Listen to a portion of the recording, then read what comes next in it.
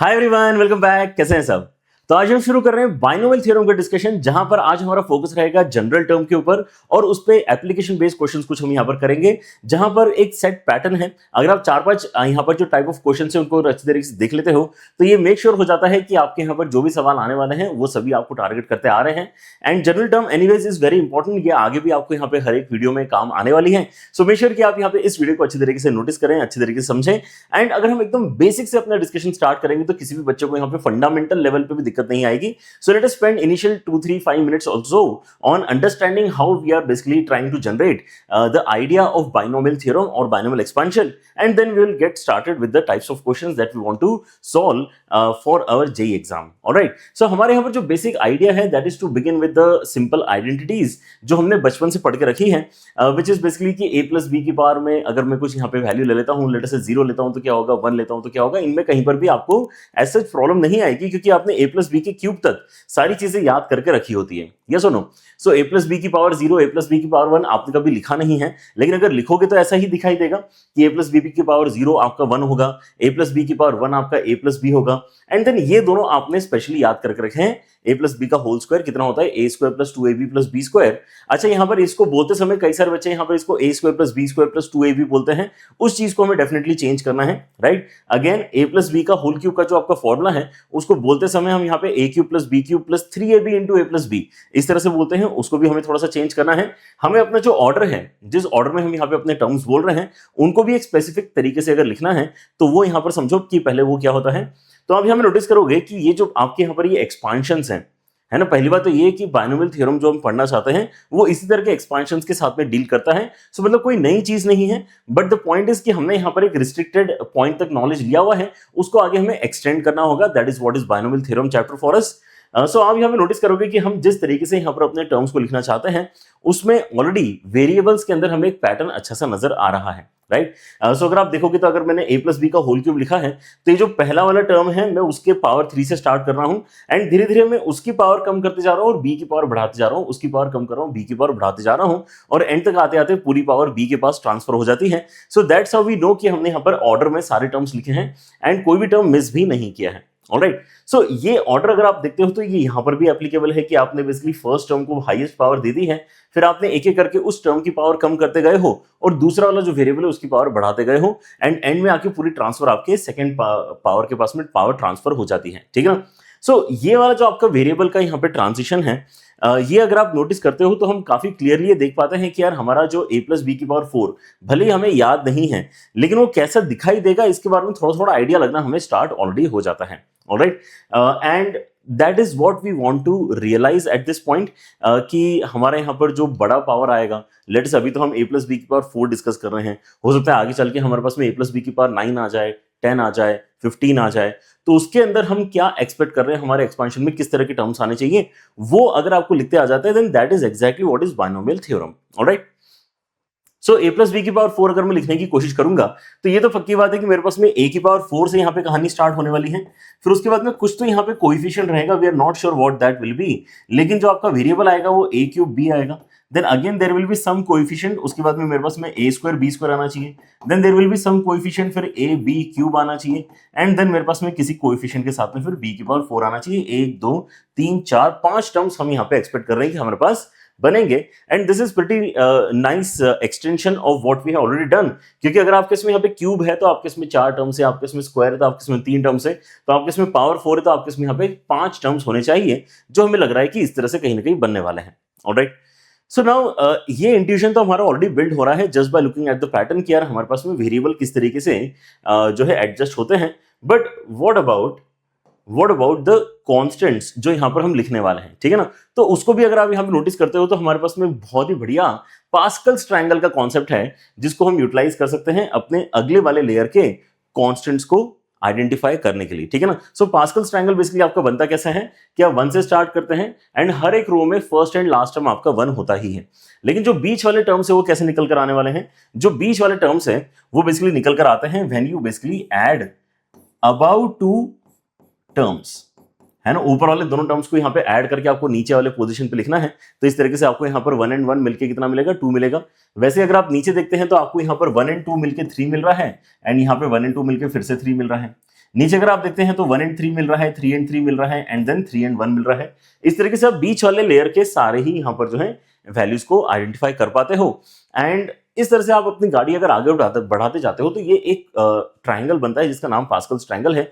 Now good thing about this particular triangle is कि हम अगर अपने कोएफिशिएंट्स को अगर नोटिस करें कि यार हमारे कोएफिशिएंट्स बायनोमियल एक्सपांशन में कैसे आ रहे हैं, ये जो हमने लिखे हुए हैं बेसिक आइडेंटिटीज, ये भी बायनोमियल एक्सपांशन ही है, लेकिन इतने सिंपल है कि हमने यहाँ पे बायनोमियल एक्सपांशन कभी इनको बोला नहीं, ठीक है ना। तो अगर आप देखते हो तो यहाँ पे 1 2 1 बन रहा है, यहाँ पे 1 3 3 1 बन रहा है, राइट। सो इसी तरह के टर्म्स एक्चुअली आपके इसमें यहाँ पर भी आते हैं, 1 2 1 बन रहा है, 1 3 3 1 बन रहा है, राइट।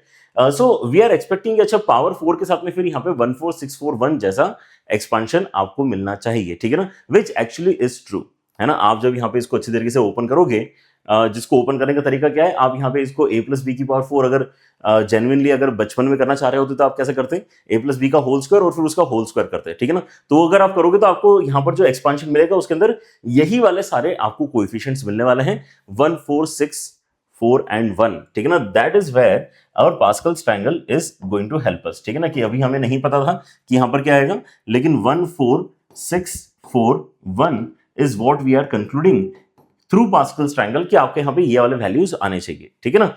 अगेन इसका यहाँ पर जो मेन आइडिया है वो यही है कि यार आप करके देखो, आप यहाँ पे a प्लस बी का होल स्क्वायर फिर उसका होल स्क्वायर करके देखोगे तो आपके इसमें क्या आएगा, यही वाले सारे टर्म्स आएंगे। तो we are basically trying to relate कि यार ये वैल्यूज हमें और कहाँ से मिल सकते हैं फॉर इजी कैलकुलेशन।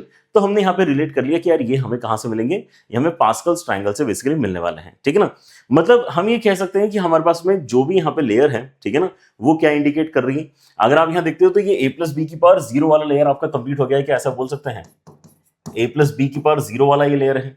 ये वाला जो आपका लेयर है ये a प्लस बी की पावर 1 वाला लेयर है जो आपको a प्लस बी देता है। मतलब आपके जो a और b के कोएफिशिएंट्स हैं वो कितने आ जाएंगे, 1 और 1 के बराबर आ जाएंगे। उसके बाद में आपका स्टार्ट हो जाता है यहाँ पे a प्लस बी का होल स्क्वायर वाला टर्म, फिर आ जाएगा आपका a प्लस बी के होल क्यूब वाला टर्म, एंड देन हमने यहाँ पे अभी रियलाइज किया कि a प्लस बी की पावर 4 वाला जो आपके कोएफिशिएंट्स का कलेक्शन है वो यहाँ पे कहीं लिखा हुआ है, राइट। सो ऑब्वियसली मैं अगर यहाँ पे और लेयर आगे चले जाऊंगा तो a प्लस बी की पावर 5 में क्या आने वाले हैं, a प्लस बी की पावर 6 में क्या आने वाले हैं, वो हमें यहाँ पर इस तरह से ऑलरेडी दिखना स्टार्ट हो चुके हैं, ठीक है ना। बन कैसे रहा है, किसी भी रो में आप स्टार्ट और एंड तो किससे करोगे, 1 से करोगे, एंड बीच वाले जो सारे वैल्यूज आपके बचेंगे वो ऊपर वाले दोनों वैल्यूज को ऐड करके आपको इस तरह से लिखते हुए आगे बढ़ना है, ठीक है ना। So that's how the Pascal's triangle is created, and इसका इस्तेमाल करके हम अपने बायनोमियल थ्योरम को अब यहाँ पे लिख पाएंगे, ऑलराइट। तो जैसे हमने यहाँ पर अभी देखा है ना, अगर आप सारे एक्सपेंशंस अगर लिखोगे तो इस तरह से आपको यहाँ पर एक्सपेंशंस लिखते आ जाएंगे। यही एक्सपेंशन बेसिकली हम एक्सपेक्ट करते हैं x प्लस वाई की पावर 4 का, which actually turns out to be a true expression, right. अच्छा, तो अगर मैं x प्लस वाई की पावर 5 लिखना चाहूँ तो अब यहाँ पे ज्यादा मुश्किल नहीं है, क्योंकि हमें यहाँ पे जो वेरिएबल का ट्रांजिशन है वो तो ऑलरेडी पता चल चुका है कि वो x की पावर 5 से लेके, है ना, x की पावर कम करते जाएगा और y की पावर बढ़ाते जाएगा। तो यहाँ पर जो आपके वेरिएबल के ट्रांजिशन है वो तो ऑलरेडी बहुत सिंपल है, बहुत ही क्लियर है। जो कॉन्स्टेंट्स हैं वो भी हमें अब यहाँ पे केवल पास्कल्स ट्रायंगल से पिक करना है। But now the issue is कि हम यहाँ पे अगर ये करना चाहते हैं लेटर से x प्लस वाई की पावर 19 के लिए, x प्लस वाई की पावर 26 के लिए लेटर से करना चाहता हूं, तो फिर मुझे यहाँ पर ये ट्रायंगल कहां तक बनाना पड़ेगा, उस पर्टिकुलर लेयर तक बनाना पड़ेगा जहां पर मुझे कोएफिशिएंट दिखने लग जाएंगे फॉर x प्लस वाई की पावर 26। ऐसा नहीं है कि ये इम्पॉसिबल मेथड है, लेकिन ये उतना अच्छा भी तरीका नहीं है जिसको हम फुल एंड फाइनल बोल के ये समझ लें कि यार बस खत्म करते हैं यहाँ पर, इसी तरीके से हम अपना काम करेंगे। We will have to basically come up with some more ideas, जिसकी मदद से हमें क्या होगा, जिसकी मदद से हमें यहाँ पर इस तरह के बड़े पावर्स भी लिखने में दिक्कत नहीं आएगी, ठीक है ना। And that idea basically comes up with the concept of binomial coefficient, ठीक है ना। और ये आपका बहुत इंपॉर्टेंट आइडिया है, ये 2 चैप्टर्स में काम आता है, एक है आपका बाइनोमियल थ्योरम और एक है आपका परम्यूटेशन एंड कॉम्बिनेशन। सो आपका यहाँ पर जो परम्यूटेशन कॉम्बिनेशन का यहाँ पर थॉट है ना, वही यहाँ पर आपका फिर से यहाँ पर अच्छे तरीके से इस्तेमाल होगा, which is basically dealing with the idea of selection, ठीक है ना। अगर आपके इसमें यहाँ पे n डिस्टिंक्ट ऑब्जेक्ट्स अवेलेबल कराए जाते हैं और उसमें से अगर आपको r ऑब्जेक्ट्स को अगर सिलेक्ट करना है, ठीक है ना, then that particular value is obtained just by writing this expression NCR, और NCR जो कैलकुलेट होता है वो फैक्टोरियल के टर्म्स में कैलकुलेट होता है, ठीक है ना। सो फैक्टोरियल के बारे में भी कुछ कुछ चीजें हमें यहाँ पर पता होना चाहिए, बट पहले फॉर्मूला देख लो। ये फॉर्मूला है बेसिकली n फैक्टोरियल, मतलब अपर इंडेक्स का फैक्टोरियल ऊपर आता है, नीचे आपके इसमें यहाँ पे r फैक्टोरियल आता है जिसको हम लोअर इंडेक्स कहते हैं, एंड उसके साथ साथ आपके इसमें यहाँ पे जो डिफरेंस है अपर और लोअर का उसका फैक्टोरियल भी नीचे आपको मिलता है। ये क्या है, ये आपका ओवरऑल बेसिकली NCR फॉर्मूला है। ये बहुत ही शानदार चीज है, क्योंकि ये अगर आप अप्लाई करना सीख जाते हो तो आपको यहाँ पर ये जो पास्कल्स ट्रायंगल का कोई भी लेयर है वो बिना किसी अपर लेयर के रिक्वायरमेंट के लिखते आ जाता है, ठीक है ना। सो एनसीआर इसलिए हमारे लिए यहाँ पर इंपॉर्टेंट होता है। एंड इसकी वैल्यू अगर आप कैलकुलेट करते हो तो दो तीन चीजें यहाँ पर पहले देख लेते हैं, then will get back to the idea of binomial theorem, है ना, क्योंकि आज का जो main idea that is to discuss binomial theorem, not exactly what is happening in the permutation combination का रेल, ठीक है ना, वो तो हम यहाँ पे अलग से अपने पीएनसी वाले चैप्टर में डिस्कस करते हैं, ठीक है ना, कि how practically we visualise NCR, ठीक है।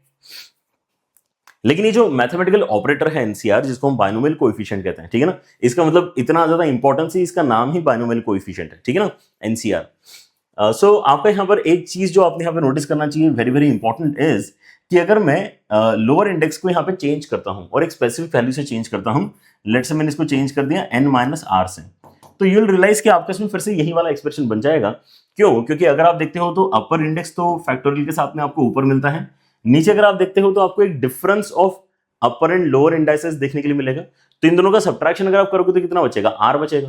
तो ये जो सब्ट्रैक्शन वाला आपका यहाँ पे लेयर है n-r, ठीक है ना, this ultimately becomes r after cancellation. And जो आपको लोअर इंडेक्स वाला फैक्टोरियल है वो तो यहाँ पर आपको मिलने वाला ही है, ठीक है ना। So when you are simplifying this, आपको रियलाइज होता है कि यार मैथमेटिकली तो ये जो वैल्यू निकल कर आने वाली है और मैथमेटिकली जो ऊपर वाले एक्सप्रेशन की वैल्यू निकल कर आने वाली वो तो सेम है। So that's where we conclude कि हमारे पास में इसका मतलब एनसीआर और एनसी n-r के वैल्यूज बराबर होना चाहिए, which actually is true for our Pascal's triangle as well, ठीक है ना। हम यहाँ पे पास्कल्स ट्रायंगल के साथ में जब इसको रिलेट करेंगे तो आपको और भी मजा आएगा, लेकिन अभी के लिए मैथमेटिकली लिख के रख लेते हैं कि एनसीआर जो है ये एनसी n-r के बराबर होता है। इस बात को हम हमेशा ध्यान रखना चाहेंगे। Alright, NCR is equal to NC n-r, ठीक है ना। एंड एक और चीज हम यहाँ पे थोड़ी सी डिस्कस कर लेते हैं before we move on to the discussion of binomial theorem again, which is कि बाइनोमियल कोएफिशिएंट, क्योंकि अगर आप यहाँ पे पिक्चर में ला रहे हैं तो इसको आपको जल्दी से कैलकुलेट भी करते आना चाहिए, ठीक है ना। सो अगर आप बाइनोमियल कोएफिशिएंट्स की बात करते हैं तो आपको यूजुअली क्या क्या चीजें देखने के लिए मिलती हैं? आपको यहाँ पे एनसी जीरो कई बार देखने के लिए मिलता है। एनसी जीरो अगर आप कैलकुलेट करोगे अपने फॉर्मूले को अप्लाई करके तो ये हमेशा ही 1 आपको मिलने वाला है। आपको एनसीएन कई बार देखने के लिए मिलता है, जहां पर अपर इंडेक्स लोअर इंडेक्स आपको सेम मिल जाते हैं, ठीक है ना। ये फिर से आपको 1 के बराबर देखने के लिए मिलता है, ठीक है ना। अगर आप निकालना चाहते हैं NC1, which is also very popular, जो है बाइनोमियल कोएफिशिएंट बार बार लगते रहता है, इसकी वैल्यू आप कैलकुलेट करोगे तो ये n के बराबर आता है।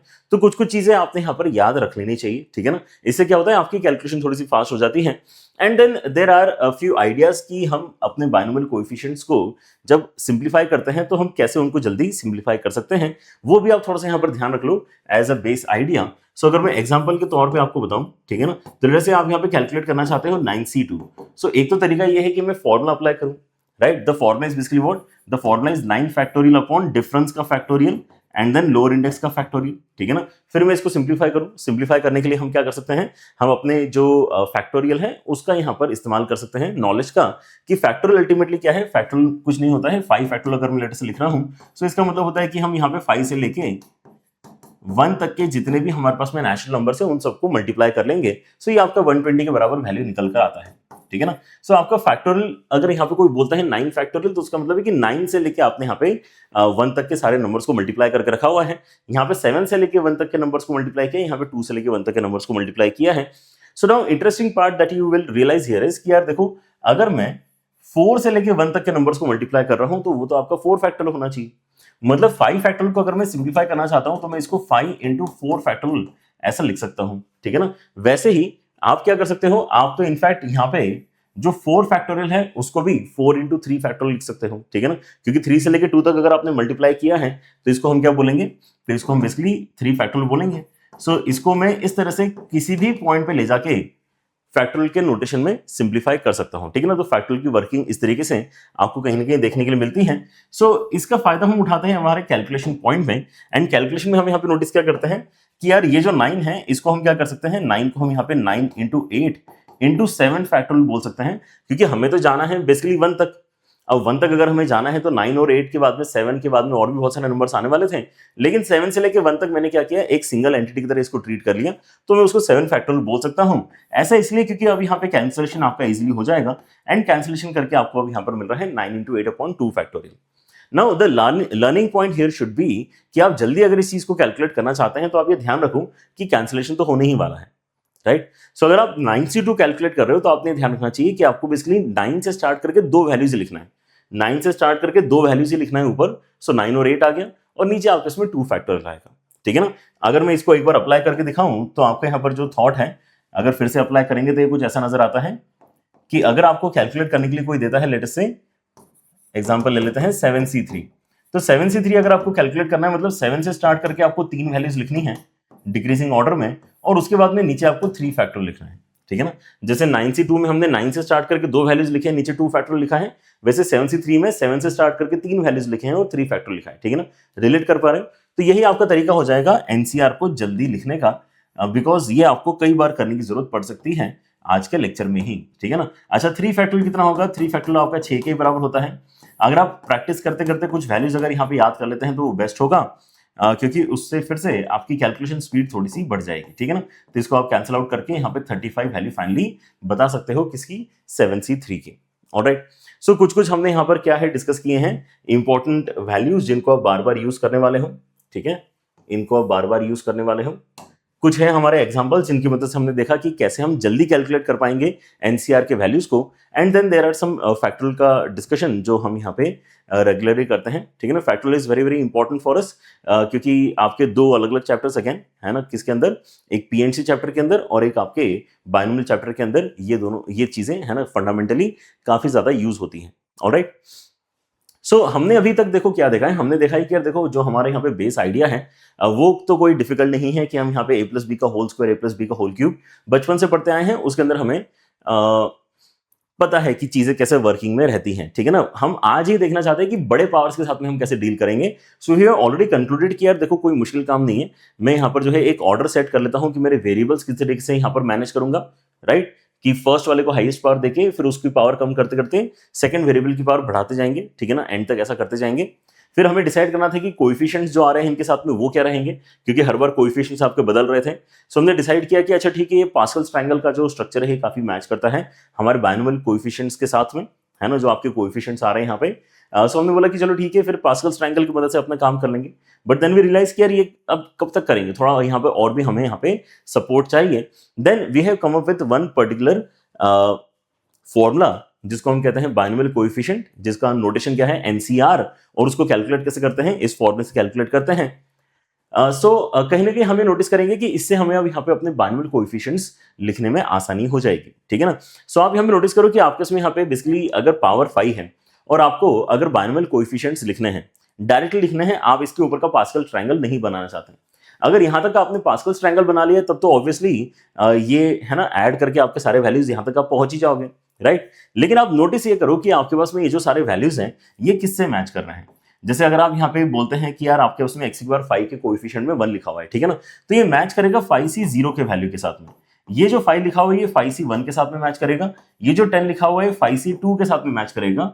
ये आपका 5C3 के साथ में मैच करेगा, और ये आपका 5C4 के साथ में मैच करेगा, एंड ये लास्ट वाला आपका 5C5 के बराबर आएगा, ठीक है ना। सो ये एक बहुत ही इंटरेस्टिंग चीज है, एंड ये करना भी कितना आसान है, क्योंकि आपको यहाँ पे ऑलरेडी x+y की पावर 5 अगर कोई पूछ रहा है तो उसने अपर इंडेक्स मतलब आपको दे ही दिया है, और लोअर इंडेक्स पे आपको सोचना ही नहीं है, आपको यहाँ पे 0 से लेके हाईएस्ट पॉसिबल वैल्यू तक चले जाना है, ठीक है ना। ऑब्वियसली आप यहाँ पे नोटिस कर सकते हो कि हमने जो फॉर्मूला लिखा है उसके अंदर आपका जो r का वैल्यू मतलब लोअर इंडेक्स है वो अपर इंडेक्स से बड़ा तो हो नहीं सकता।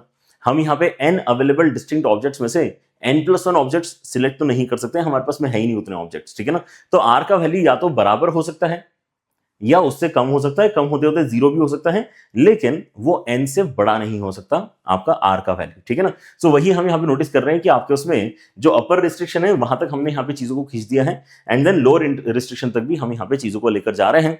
सो बहुत सिंपल है, आपके यहाँ पर जो बायनोमियल कोएफिशिएंट्स हमेशा बनते हैं वो किस पे डिपेंड करते हैं? वो बेसिकली इस n वैल्यू पे डिपेंड करते हैं, और n वैल्यू के साथ में लोअर इंडेक्स से आप यहाँ पे अगर चीजें लिखना स्टार्ट कर दो तो आपका काम हो जाता है। सो आप यहाँ पे नीचे 0 1 2 3 4 5 ऐसा लिखो, मतलब अगर आपको अब यहाँ पे लिखना है x+y की पावर 6, देन अगेन आपको यहाँ पे अब कोई दिक्कत ही नहीं आना चाहिए।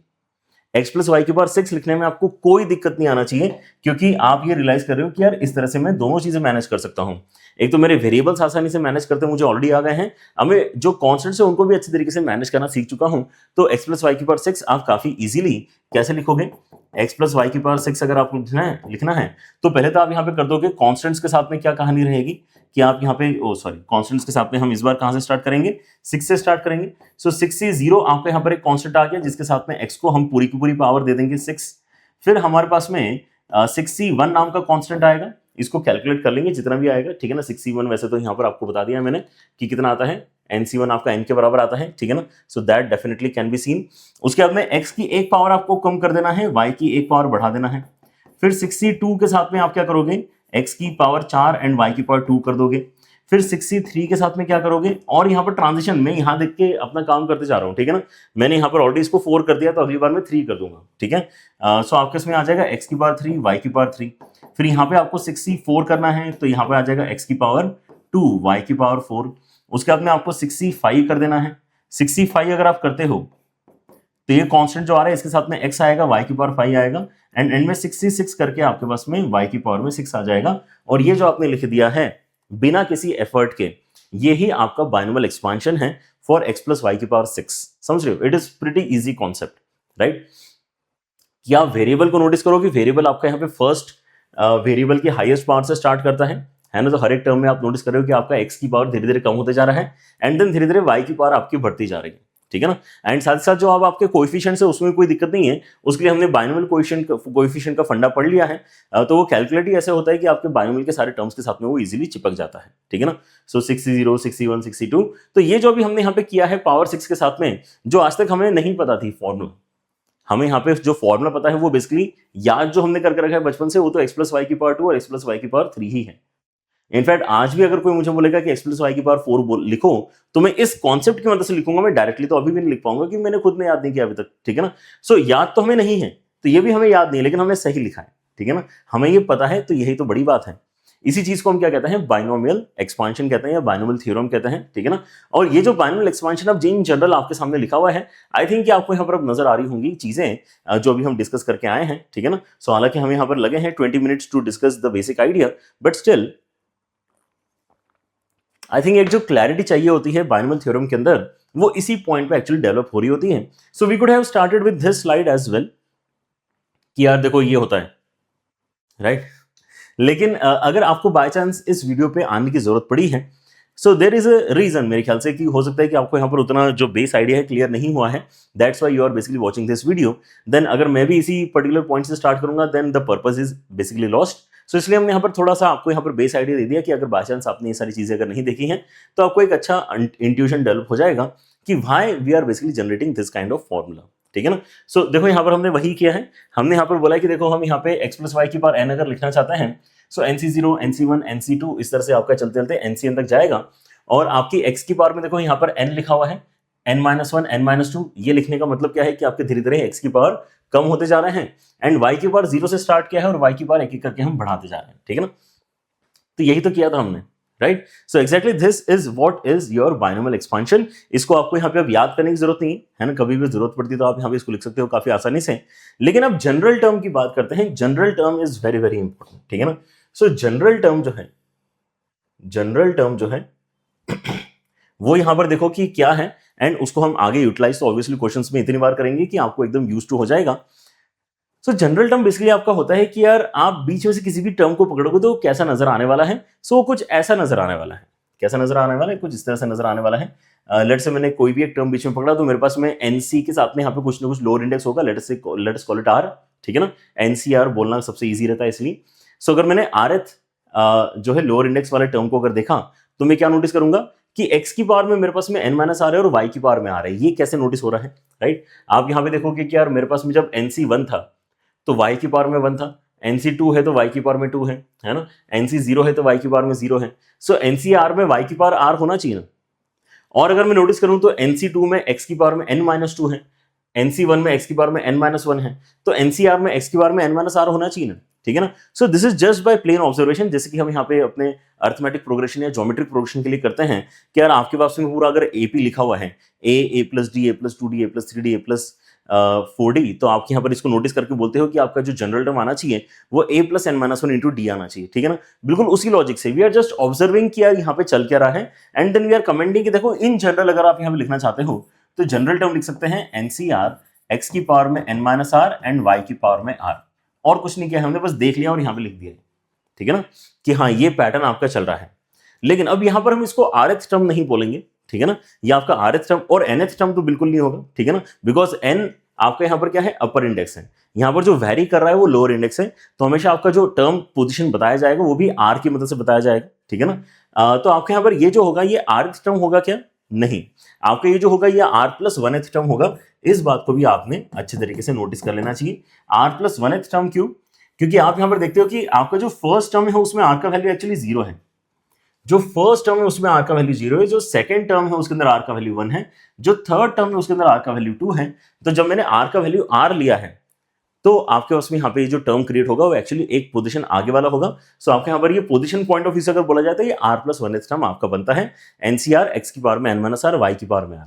And now at this point again you should be noticing this formula, क्योंकि आगे चल के अदरवाइज आपको यहाँ पे हमेशा ये चीज नहीं फील होगी, नया लगता है कि यार पता नहीं ये क्या लिख दिया। आपको x प्लस वाई की पावर n सिग्मा के फॉर्मेट में भी लिखते आना चाहिए बिना किसी दिक्कत के। सो आपका x प्लस वाई की पावर n जो होता है ना, x प्लस वाई की पावर n जो होता है वो एक्चुअली क्या है, बहुत सारे टर्म्स का सम है। ये क्या है, बहुत सारे टर्म्स का सम है, तो इसलिए सिग्मा तो आना ही चाहिए था, सम का रिप्रेजेंटेशन है क्योंकि, ठीक है ना। फिर हम बोलते हैं कि अच्छा आपके बहुत सारे टर्म्स क्या हैं, यही पैटर्न के तो आपके सारे टर्म्स है जहां पे r की वैल्यू आपकी चेंज होती जा रही है, ठीक है ना। पहले आपने r की वैल्यू 0 डाल दी, फिर r की वैल्यू 1 डाल दी, फिर 2 डाल दी, फिर 3 डाल दी, ऐसे करते करते आप n तक जाना चाहते हो। मतलब जनरल टर्म जो आपने यहां पे लिख दिया है, जनरल टर्म जो आपने यहां पे लिख दिया है, ठीक है ना, उसी में r की वैल्यू आपको चेंज करते हुए जाना है 0 से लेके n तक, एंड जो जो टर्म्स यहां पे बन रहे हैं उन्हीं को आपको ऐड करना है, ठीक है ना। सो द बाइनोमियल एक्सपांशन जो आपको यहां पे टॉप पे लिखा हुआ दिखाई दे रहा है, दैट इज एग्जैक्टली दिस। इसमें और उसमें कोई फर्क नहीं है, नोटेशन लेकिन हमने क्या इंट्रोड्यूस कर दिया है, सिग्मा नोटेशन यहां पर हमने इंट्रोड्यूस कर दिया है, ठीक है ना।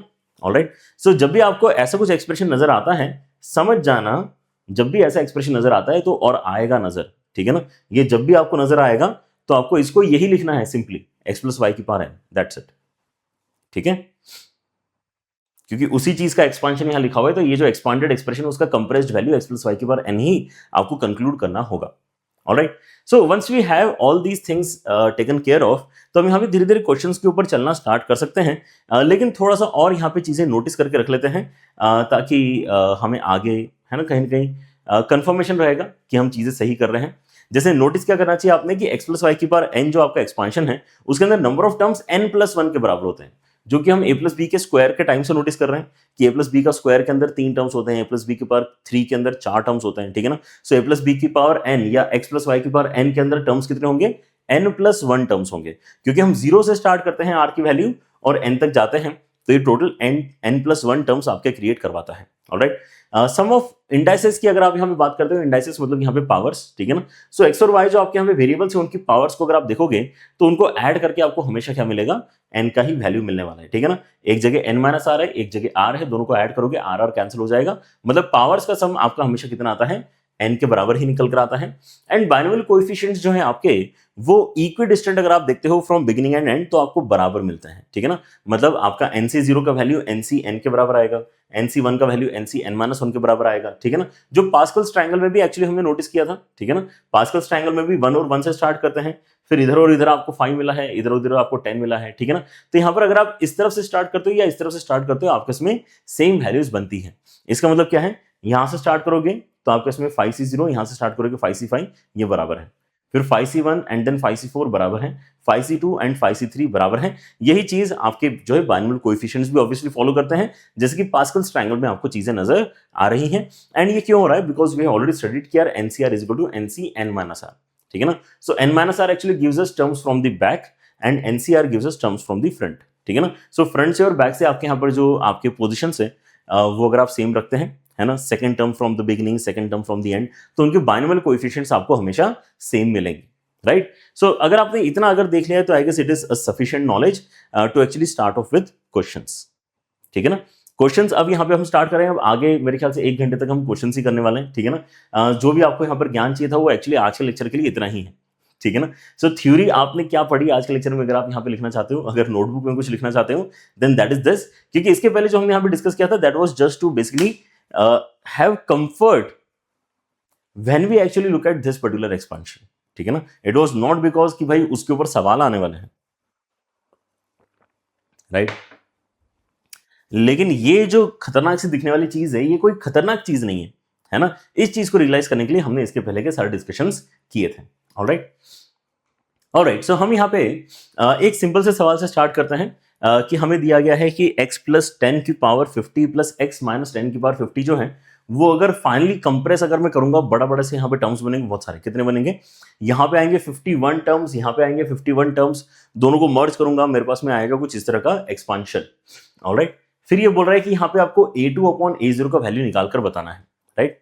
सो the idea is to write the binomial expansion, क्योंकि अभी तो हमने और कुछ सीखा नहीं है ज्यादा, राइट। सो बाइनोमियल एक्सपांशन लिख के देखते हैं कि क्या यहाँ पर कहानी बनने वाली है। सो x प्लस 10 की पावर 50 अगर आप स्टार्ट करते हो लिखना, राइट, सो आप रियलाइज करोगे कि आपके इसमें 50 सी 0 से स्टार्ट होगी कहानी, x की पावर में 50 से स्टार्ट होगा, 10 के पास में यहाँ पे कुछ नहीं जाएगा इनिशियली, फिर यहाँ पे आपके इसमें आ जाएगा 50 सी 1, x की पावर में 49 जाएगा, एंड देन अब 10 की पावर में 1 आ जाएगा, ठीक है ना। फिर और ऐसा आप करते हो तो 50 सी 2 बनेगा, x की पावर में 48 आएगा, एंड 10 की पावर में 2 आएगा, एंड देन यू रियलाइज कि यार हमें तो बहुत दूर जाना पड़ेगा, राइट, क्योंकि इन्होंने जो पूछा है वो तो a2 और a0 की बात कर रहे हैं। अब a0 का मतलब क्या है कि x के साथ में कुछ नहीं है ना, मतलब x नहीं है यहाँ पे, मतलब एक कांस्टेंट टर्म है, और a2 जो है वो x स्क्वायर का कोएफिशिएंट है, राइट। a2 क्या रिप्रेजेंट कर रहा है? x स्क्वायर का कोएफिशिएंट। a0 क्या रिप्रेजेंट कर रहा है? x की पावर 0 का कोएफिशिएंट, मतलब कांस्टेंट टर्म, राइट। सो अभी तो हम बहुत दूर है, हम यहाँ पे बेसिकली 50, 49, 48 इस तरह से आगे बढ़ने वाले हैं, तो सारे टर्म्स तो हम वैसे भी नहीं लिखने वाले थे। सो let us put a dot dot dot over here and let us start including the values जो एंड में हमें मिलने वाली है। एंड में जो वैल्यूज मिलने वाली है वो हमारे लिए इंपॉर्टेंट हो जाएंगी। सो आई थिंक हम यहाँ पे रियलाइज कर रहे हैं कि यार 50C48 हमारे लिए इंपॉर्टेंट रहेगा। 50C48 क्यों इंपॉर्टेंट है? क्योंकि यहाँ पे आपके उसमें जो x का पावर आएगा वो n-r आएगा, और n-r करोगे तो आपको यहाँ पे 2 मिलेगा, राइट। एंड 10 की पावर में कितना आ जाएगा? 48 आ जाएगा। फिर आपके उसमें एक टर्म आएगा 50C49 वाला, जहां पे x आएगा और यहाँ पे 10 की पावर में 49 आएगा, एंड लास्ट टर्म आपका बनेगा 50C50। 50C50 में आपको 10 की पावर में ही 50 मिल जाएगा, ठीक है ना। सो इतने सारे टर्म्स हैं जो हम यहाँ पे लिखना चाहते हैं, लेकिन काम के कितने हैं टर्म्स इसके अंदर? काम के टर्म्स मात्र 2 हैं, ठीक है ना। एक है टर्म जिसके अंदर आपको x स्क्वायर नजर आ रहा है, और एक है जिसके अंदर x नजर आ ही नहीं रहा। Alright, and let us do a similar expansion for our second value which is basically x minus 10 की power 50। Now also try to learn कि यहां पर ये जो चेंज हुआ है, प्लस की जगह माइनस आ गया, तो उसको हैंडल कैसे करते हैं, ठीक है ना। सो उसको हैंडल करने में ज्यादा नहीं सोचना है आपको, आप बस ये सोचो कि आपने 10 की जगह माइनस 10 ही तो किया है, मैथमेटिकली आपने यही चेंज किया है ना। तो यहाँ पर कोई दिक्कत की बात नहीं है, आप यहाँ पे पहले जो अपने टर्म्स लिख रहे थे वैसे ही टर्म्स यहाँ पे लिखते चलो। यहाँ पे माइनस 10 की पावर 1 आ जाएगा बस, ठीक है ना। क्योंकि आप इस चीज को कैसे विजुलाइज कर सकते हो? x minus 10 is nothing but x plus minus 10। तो आपने यहाँ पर क्या कर दिया है? y की जगह पहले 10 इस्तेमाल किया था, अब यहाँ पे y की जगह माइनस 10 इस्तेमाल कर रहे हो, ऐसा आप बोल सकते हो, ठीक है ना। तो माइनस 10 यहाँ पे चला जाएगा, उसके साथ में आपका 50C2 x की पावर 48, एंड देन माइनस 10 की पावर में 2 आ जाएगा, and this will go on and this will go on until we have last few terms remaining. So हमारे पास में 50C48 आएगा, उसके साथ में x की पावर 2 है, एंड देन माइनस 10 की पावर 48 है, राइट। कैसे लिख रहे हैं हम? तो यार अब ये जान चुके हैं ना कि बाइनोमियल एक्सपांशन कैसे लिखते हैं। बाइनोमियल एक्सपांशन में हम यहाँ पे 2 चीजें कंसिडर करते हैं, कोएफिशिएंट कंसिडर करते हैं, और यहाँ पे जो वेरिएबल्स है उनकी पावर कंसिडर करते हैं। नाउ ये ऑलरेडी आपको कांस्टेंट नजर आ रहा है, लेकिन बाइनोमियल कोएफिशिएंट वाला कांस्टेंट नहीं है, राइट। ये नॉर्मल हमारा वेरिएबल y की जगह माइनस 10 डाला हुआ वैल्यू है, इसलिए अब यहाँ पर वेरिएबल की पावर जो मैं बोलता हूँ तो I include this as variable, क्योंकि हमने फॉर्मूला इस तरीके से पढ़ा है, ठीक है ना, कि एक वेरिएबल रहेगा, उसकी पावर हम हाईएस्ट से स्टार्ट करेंगे, उसकी पावर कम करते जा रहे हैं, ठीक है ना, उसकी पावर कम करते करते एंड में क्या होगी 1, एंड देन अब फर्दर खत्म ही हो जाएगी 50C50, एंड देन x की पावर कुछ आएगा ही नहीं, माइनस 10 की पावर 50 आ जाएगा, ठीक है ना। So that's how our expansion will end at this point, ठीक है ना। एंड देन आपका जो सेकंड वेरिएबल है विच इज माइनस 10 की पावर आपकी धीरे धीरे करके यहाँ पर हम बढ़ाते जा रहे हैं, राइट। अब आपको इनके एडिशन करना है, इनके एडिशन में आपको यहाँ पर क्या नोटिस करना है कि आपका जो x स्क्वायर का कोएफिशिएंट है वो कितना बनेगा, एंड देन आपका कांस्टेंट कितना बनेगा, राइट। इनका रेशियो आपको बेसिकली रिपोर्ट करना है। सो अगर आप यहाँ पे देखेंगे तो आपके इसमें जो a2 मतलब x स्क्वायर का कोएफिशिएंट बनेगा वो दोनों जगह से ऐड होके कितना आएगा, यहाँ पे भी x स्क्वायर है और यहाँ पे भी x स्क्वायर है। अब यहाँ पे माइनस 10 की पावर क्योंकि इवन है इसलिए ये भी 10 की पावर 48 ही बनेगा, ये भी 10 की पावर 48 ही है, और ये 50C48 आपको मिल रहा है, ठीक है ना। सो क्या मैं ऐसा कर सकता हूं, ऐसा कह सकता हूं कि ये दोनों सेम ही आए हैं, दोनों सेम है तो इसको डबल करके लिख लें, और केवल कोएफिशिएंट लिखना है तो एक्स स्क्वायर को इग्नोर करते हुए बात करनी है, एक्स स्क्वायर के साथ में क्या लिखा है उसकी बात करनी है, ठीक है ना। सो यहां से भी एक आएगा, यहां से भी एक आएगा, मतलब ये 2 टाइम्स ऑफ कितना आएगा 50c 48 एंड देन -10 या +10 की पावर ही लिखते हैं क्योंकि बात तो एक ही है, 10 की पावर में आपको 48 मिलेगा, राइट। एंड वैसे ही अगर आप a0 की बात करते हो तो फिर से ये 2 बार दिखाई देगा आपको सिमिलर चीज, यहां पे और यहां पे जो वैल्यूज हैं मैथमेटिकली बराबर है क्योंकि ये -10 की पावर 50 है, तो इवन पावर होने की वजह से ये भी 10 की पावर 50 ही है। इनफैक्ट अगर आप यहां पे देखते हो तो ये क्या है 2 टाइम्स ऑफ 10 की पावर 50, क्योंकि 50 से 50 आपका कितना हो जाएगा 50 से 50 NCN आपका 1 के बराबर ही होता है, राइट। सो ये 2 बार आपको क्या दिखाई दिया है 10 की पावर 50 दिखाई दिया है, ठीक है ना। तो अगर आप रेशो कैलकुलेट करते हो तो कोई दिक्कत नहीं आना चाहिए। रेशो आपका कितना आएगा देखो जरा, अगर आप इनका रेशो निकालते हो सो A2/A0 ये आ जाएगा आपका 2 times of 50c 48। Now always remember this, calculation करते समय हमेशा छोटा r हम प्रेफर करते हैं। सो अगर यहाँ पे कोई बहुत बड़ा r हमें नजर आ रहा है तो हम पहले क्या करेंगे NCR is equal to NCN -r करेंगे, ठीक है ना। सो यहाँ पर मैंने इसलिए 50c 48 को 50c2 बोल दिया है एंड देन यहाँ पे 10 की पावर 48 है। नीचे अगर आप देखते हैं तो आपको 2 टाइम्स कितना मिल रहा है, यहाँ पे 10 की पावर 50 मिल रहा है।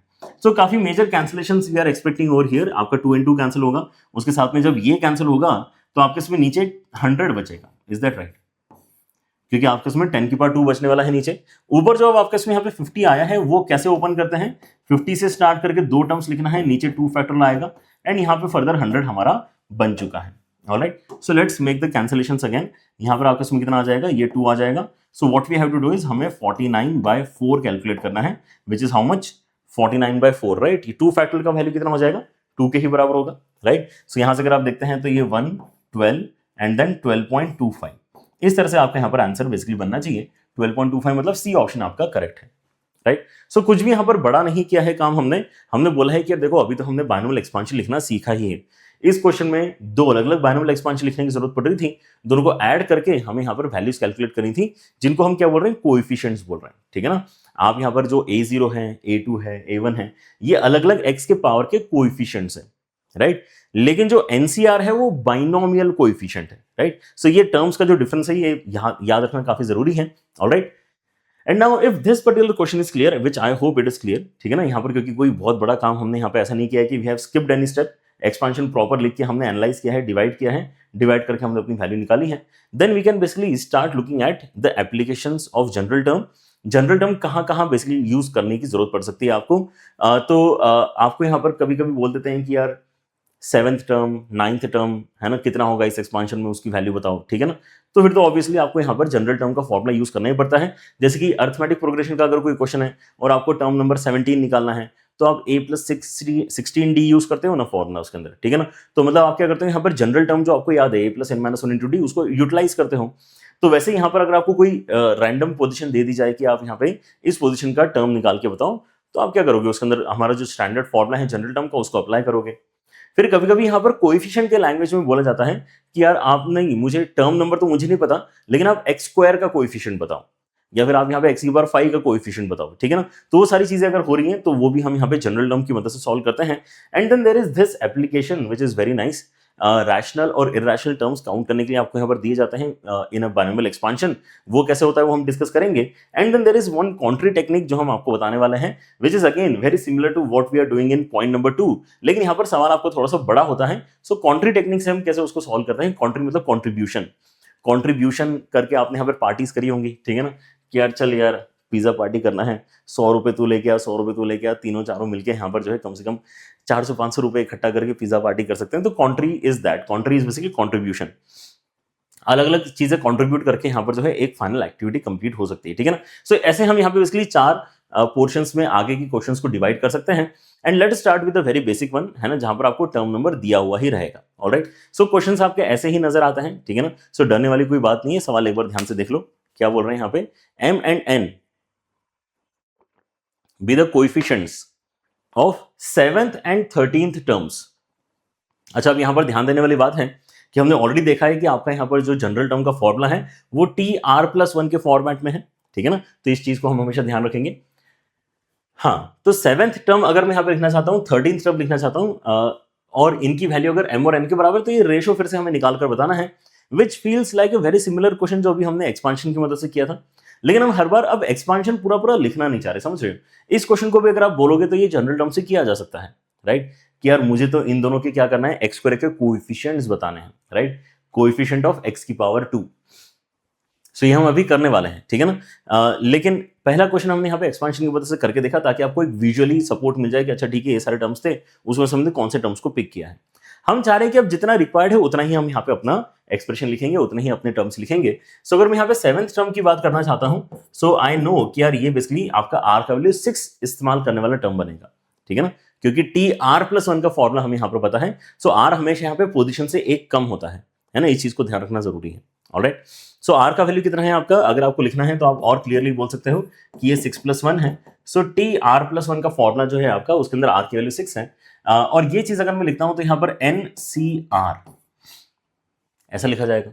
एन की वैल्यू कितनी है यहाँ पे, 18 के बराबर है। एन सी आर एक्स की पावर में समथिंग, एक्स मतलब क्या होता है, first term. So first term जो यहाँ पर आपका है 1/3, एक्स की पावर 1/3, उसकी पावर में कितना आ जाएगा, n माइनस आर, मतलब कितना आएगा, 12 आएगा, राइट? फिर आएगा आपका सेकेंड टर्म 1/2, एक्स की पावर में 2/3, उसकी पावर में आ जाएगा r मतलब 6। ओके, सो इसको अगर आप सिंप्लीफाई करना चाहते हैं तो 18c6 को तो ऐसे ही रखते हैं, लेकिन फिर यहाँ पे देखो अब मैं कॉन्स्टेंट्स अलग करना चाहता हूं, ठीक है ना? सो 1/3 की पावर में 12, इसको अलग कर लिए, फिर 1/2 की पावर में 6, इसको अलग कर लिए, and then after this whatever remains, हमें अभी उससे ज्यादा मतलब नहीं है, पता है क्या? उसके बाद में कुछ बच रहा है नहीं बच रहा है उससे हमें खास मतलब नहीं। ऊपर अगर आप यहाँ पे देखते हो तो आपको एक्स की पावर में 4 बचा हुआ नजर आएगा, नीचे अगर आप देखते हो तो इंटरेस्टिंगली यहाँ पर भी एक्स की पावर 4 होगा, तो ये आपका बेसिकली एक्स की पावर 0 ही बन चुका है, ठीक है ना? सो आपको जो 7th टर्म यहाँ पर आ रहा है उसके अंदर एक्स का कोई कोएफिशिएंट, मतलब एक्स का कोई पावर बचा नहीं है, मतलब ये आपका कांस्टेंट टर्म की तरह एक एक्सप्रेशन क्रिएट हुआ है। ऑलराइट, देख पा रहे हो यहाँ पे, आप अगर यहाँ पे 6 पावर करते हो तो 6 × 2/3 कितना हो जाएगा, 6 × 2/3 आपका 4 के बराबर होगा, ऊपर भी यहाँ पे 12/3 करके 4 होगा, तो ये दोनों आपस में भी कैंसिल हो जाएंगे, राइट? हमें वैसे भी इससे मतलब नहीं है ज्यादा, क्योंकि यहाँ पर जो हमें काम करना है वो कोएफिशिएंट्स के साथ में करना है, मतलब जो वेरिएबल क्वांटिटी है उसके साथ में क्या क्या लिखा हुआ है वही आपका कोएफिशिएंट होता है। वेरिएबल क्वांटिटी के साथ में ये जो स्क्वायर ब्रैकेट मैंने लिखा था इसी के ऊपर आपका फोकस वैसे भी होना चाहिए था। So this is what we have as the coefficient value when we are dealing with term number 7। अब टर्म नंबर 13 की भी बात कर लेते हैं, 13 है ना, राइट? सो टर्म नंबर 13 अगर आप यहाँ पे देखते हैं, so that would be term number 12+1, तो आर का वैल्यू मतलब आपको 12 का इस्तेमाल करना है। सो 18c12 आ जाएगा। ये जो पहला वाला आपका टर्म है उसके पावर में आपको 12 मिल जाएगा, एंड सॉरी 12 नहीं मिल जाएगा, यहाँ पर आपको 18 - 12 मिलेगा विच इज 6। ऑलराइट, एंड यहाँ पे जो सेकेंड टर्म आपका आएगा 1/2, एक्स की पावर 2/3, उसकी पावर में आपको 12 मिल जाएगा, ठीक है? सिंपल है।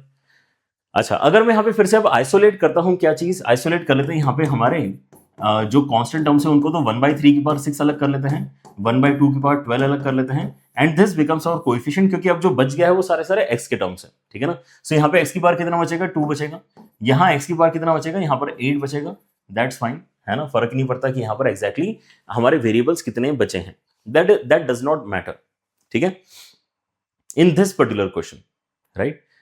क्योंकि हमें इस पोजीशन पे जो टर्म है उसके कोएफिशिएंट के साथ में यहाँ पर डिस्कशन आगे बढ़ाना था। सो नाउ एक बार ये मेरे पास में आ जाते हैं, तो यही क्या आपके m और n के वैल्यूज हैं, ये जो आपने यहाँ पे लिखा हुआ है यही आपका m होना चाहिए, राइट? टर्म नंबर 7, और वैसे ही ये जो आपने लिखा हुआ है यही आपका n होना चाहिए, ठीक है ना?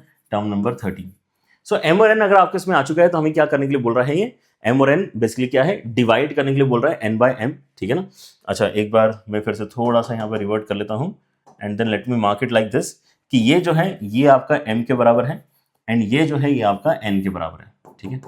ऑलराइट, सो अगर मैं n/m करना चाह रहा हूँ, सो मेरे पास में n की वैल्यू अगर ऊपर जाएगी तो यहाँ पे 18c12 है, एंड देन यहाँ पे 1/3 की पावर 6, एंड देन 1/2 की पावर 12 है। नीचे अगर मैं लिखूंगा तो यहाँ पर मेरे पास में जो expression that is 18c6, and then 1/3 की पावर 12 है, एंड देन 1/2 की पावर 6 है। ऑलराइट, सो ओवरऑल हमारे पास में बचेगा क्या? अच्छा, ये सबसे इंटरेस्टिंग बात जो कैंसिलेशन में यहाँ पर दिखाई दे रही है वो ये है कि ये दोनों आपके कैंसिल होंगे, because NCR is equal to NCn-r, ठीक है ना? सो आपका 18c12 का जो वैल्यू है 18c6 का जो वैल्यू दोनों बराबर आएंगे। ये यहाँ पर जो है देखो कितना इंपॉर्टेंटली आपका प्रॉपर्टी यूज हो रहा है। ऑलराइट, ठीक है, अगर आप अब यहाँ पे नोटिस करते हैं तो क्या मिलेगा आपको, 1/3 का पावर नीचे 6 बचेगा, ऊपर 1/2 का पावर 6 बचेगा, राइट? सो ये हो जाएगा आपका 1/2 एंड 1/3 की पावर में कितना है, 6 है, ऐसा लिखा तो चलेगा, ओवरऑल 6 पावर कर दिया। लेकिन ऐसा भी क्यों लिखना है, इसको 3/2 लिख लेते हैं, तो ये 3/2 की पावर 6 है बेसिकली, ठीक है ना।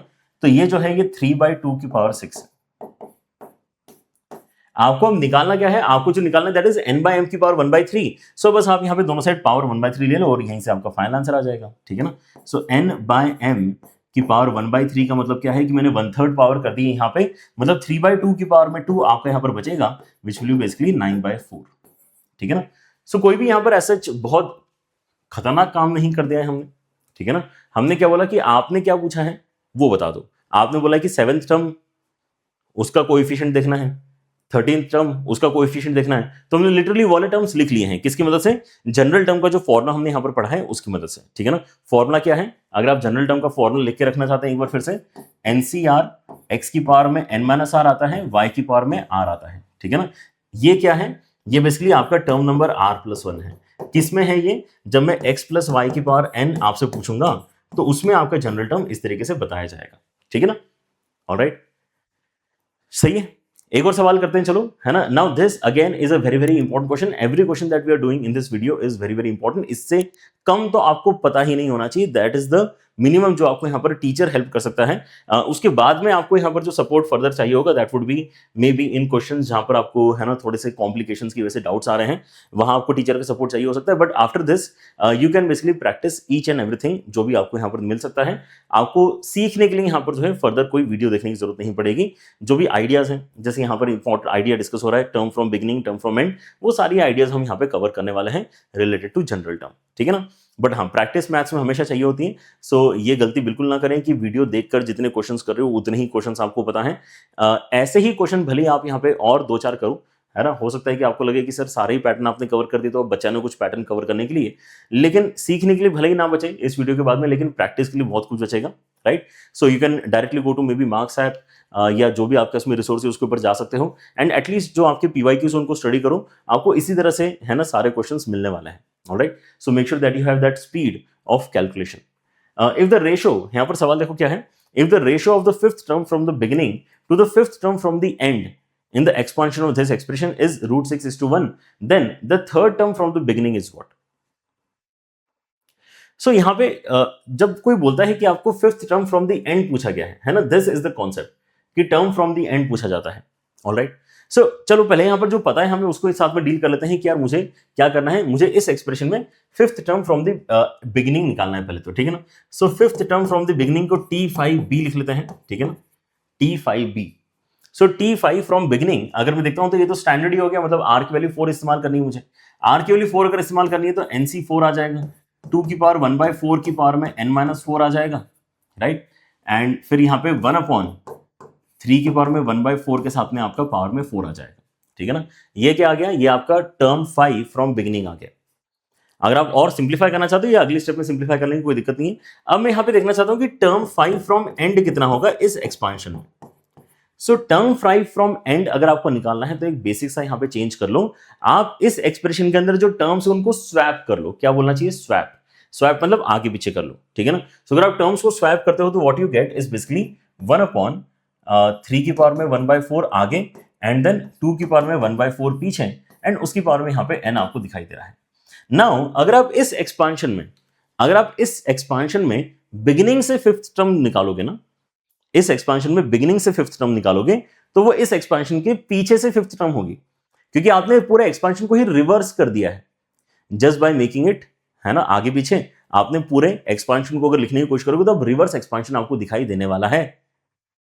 और रिवर्स एक्सपांशन अगर आपने कर दिया है तो यार यहाँ पे जो पीछे से 5th है वो यहाँ से आगे से 5th हो जाएगी, और आगे से 5th तो हमें वैसे भी लिखते आती है काफी आसानी से। सो इतना ही आपको यहाँ पर इस तरह के क्वेश्चंस में करना होता है।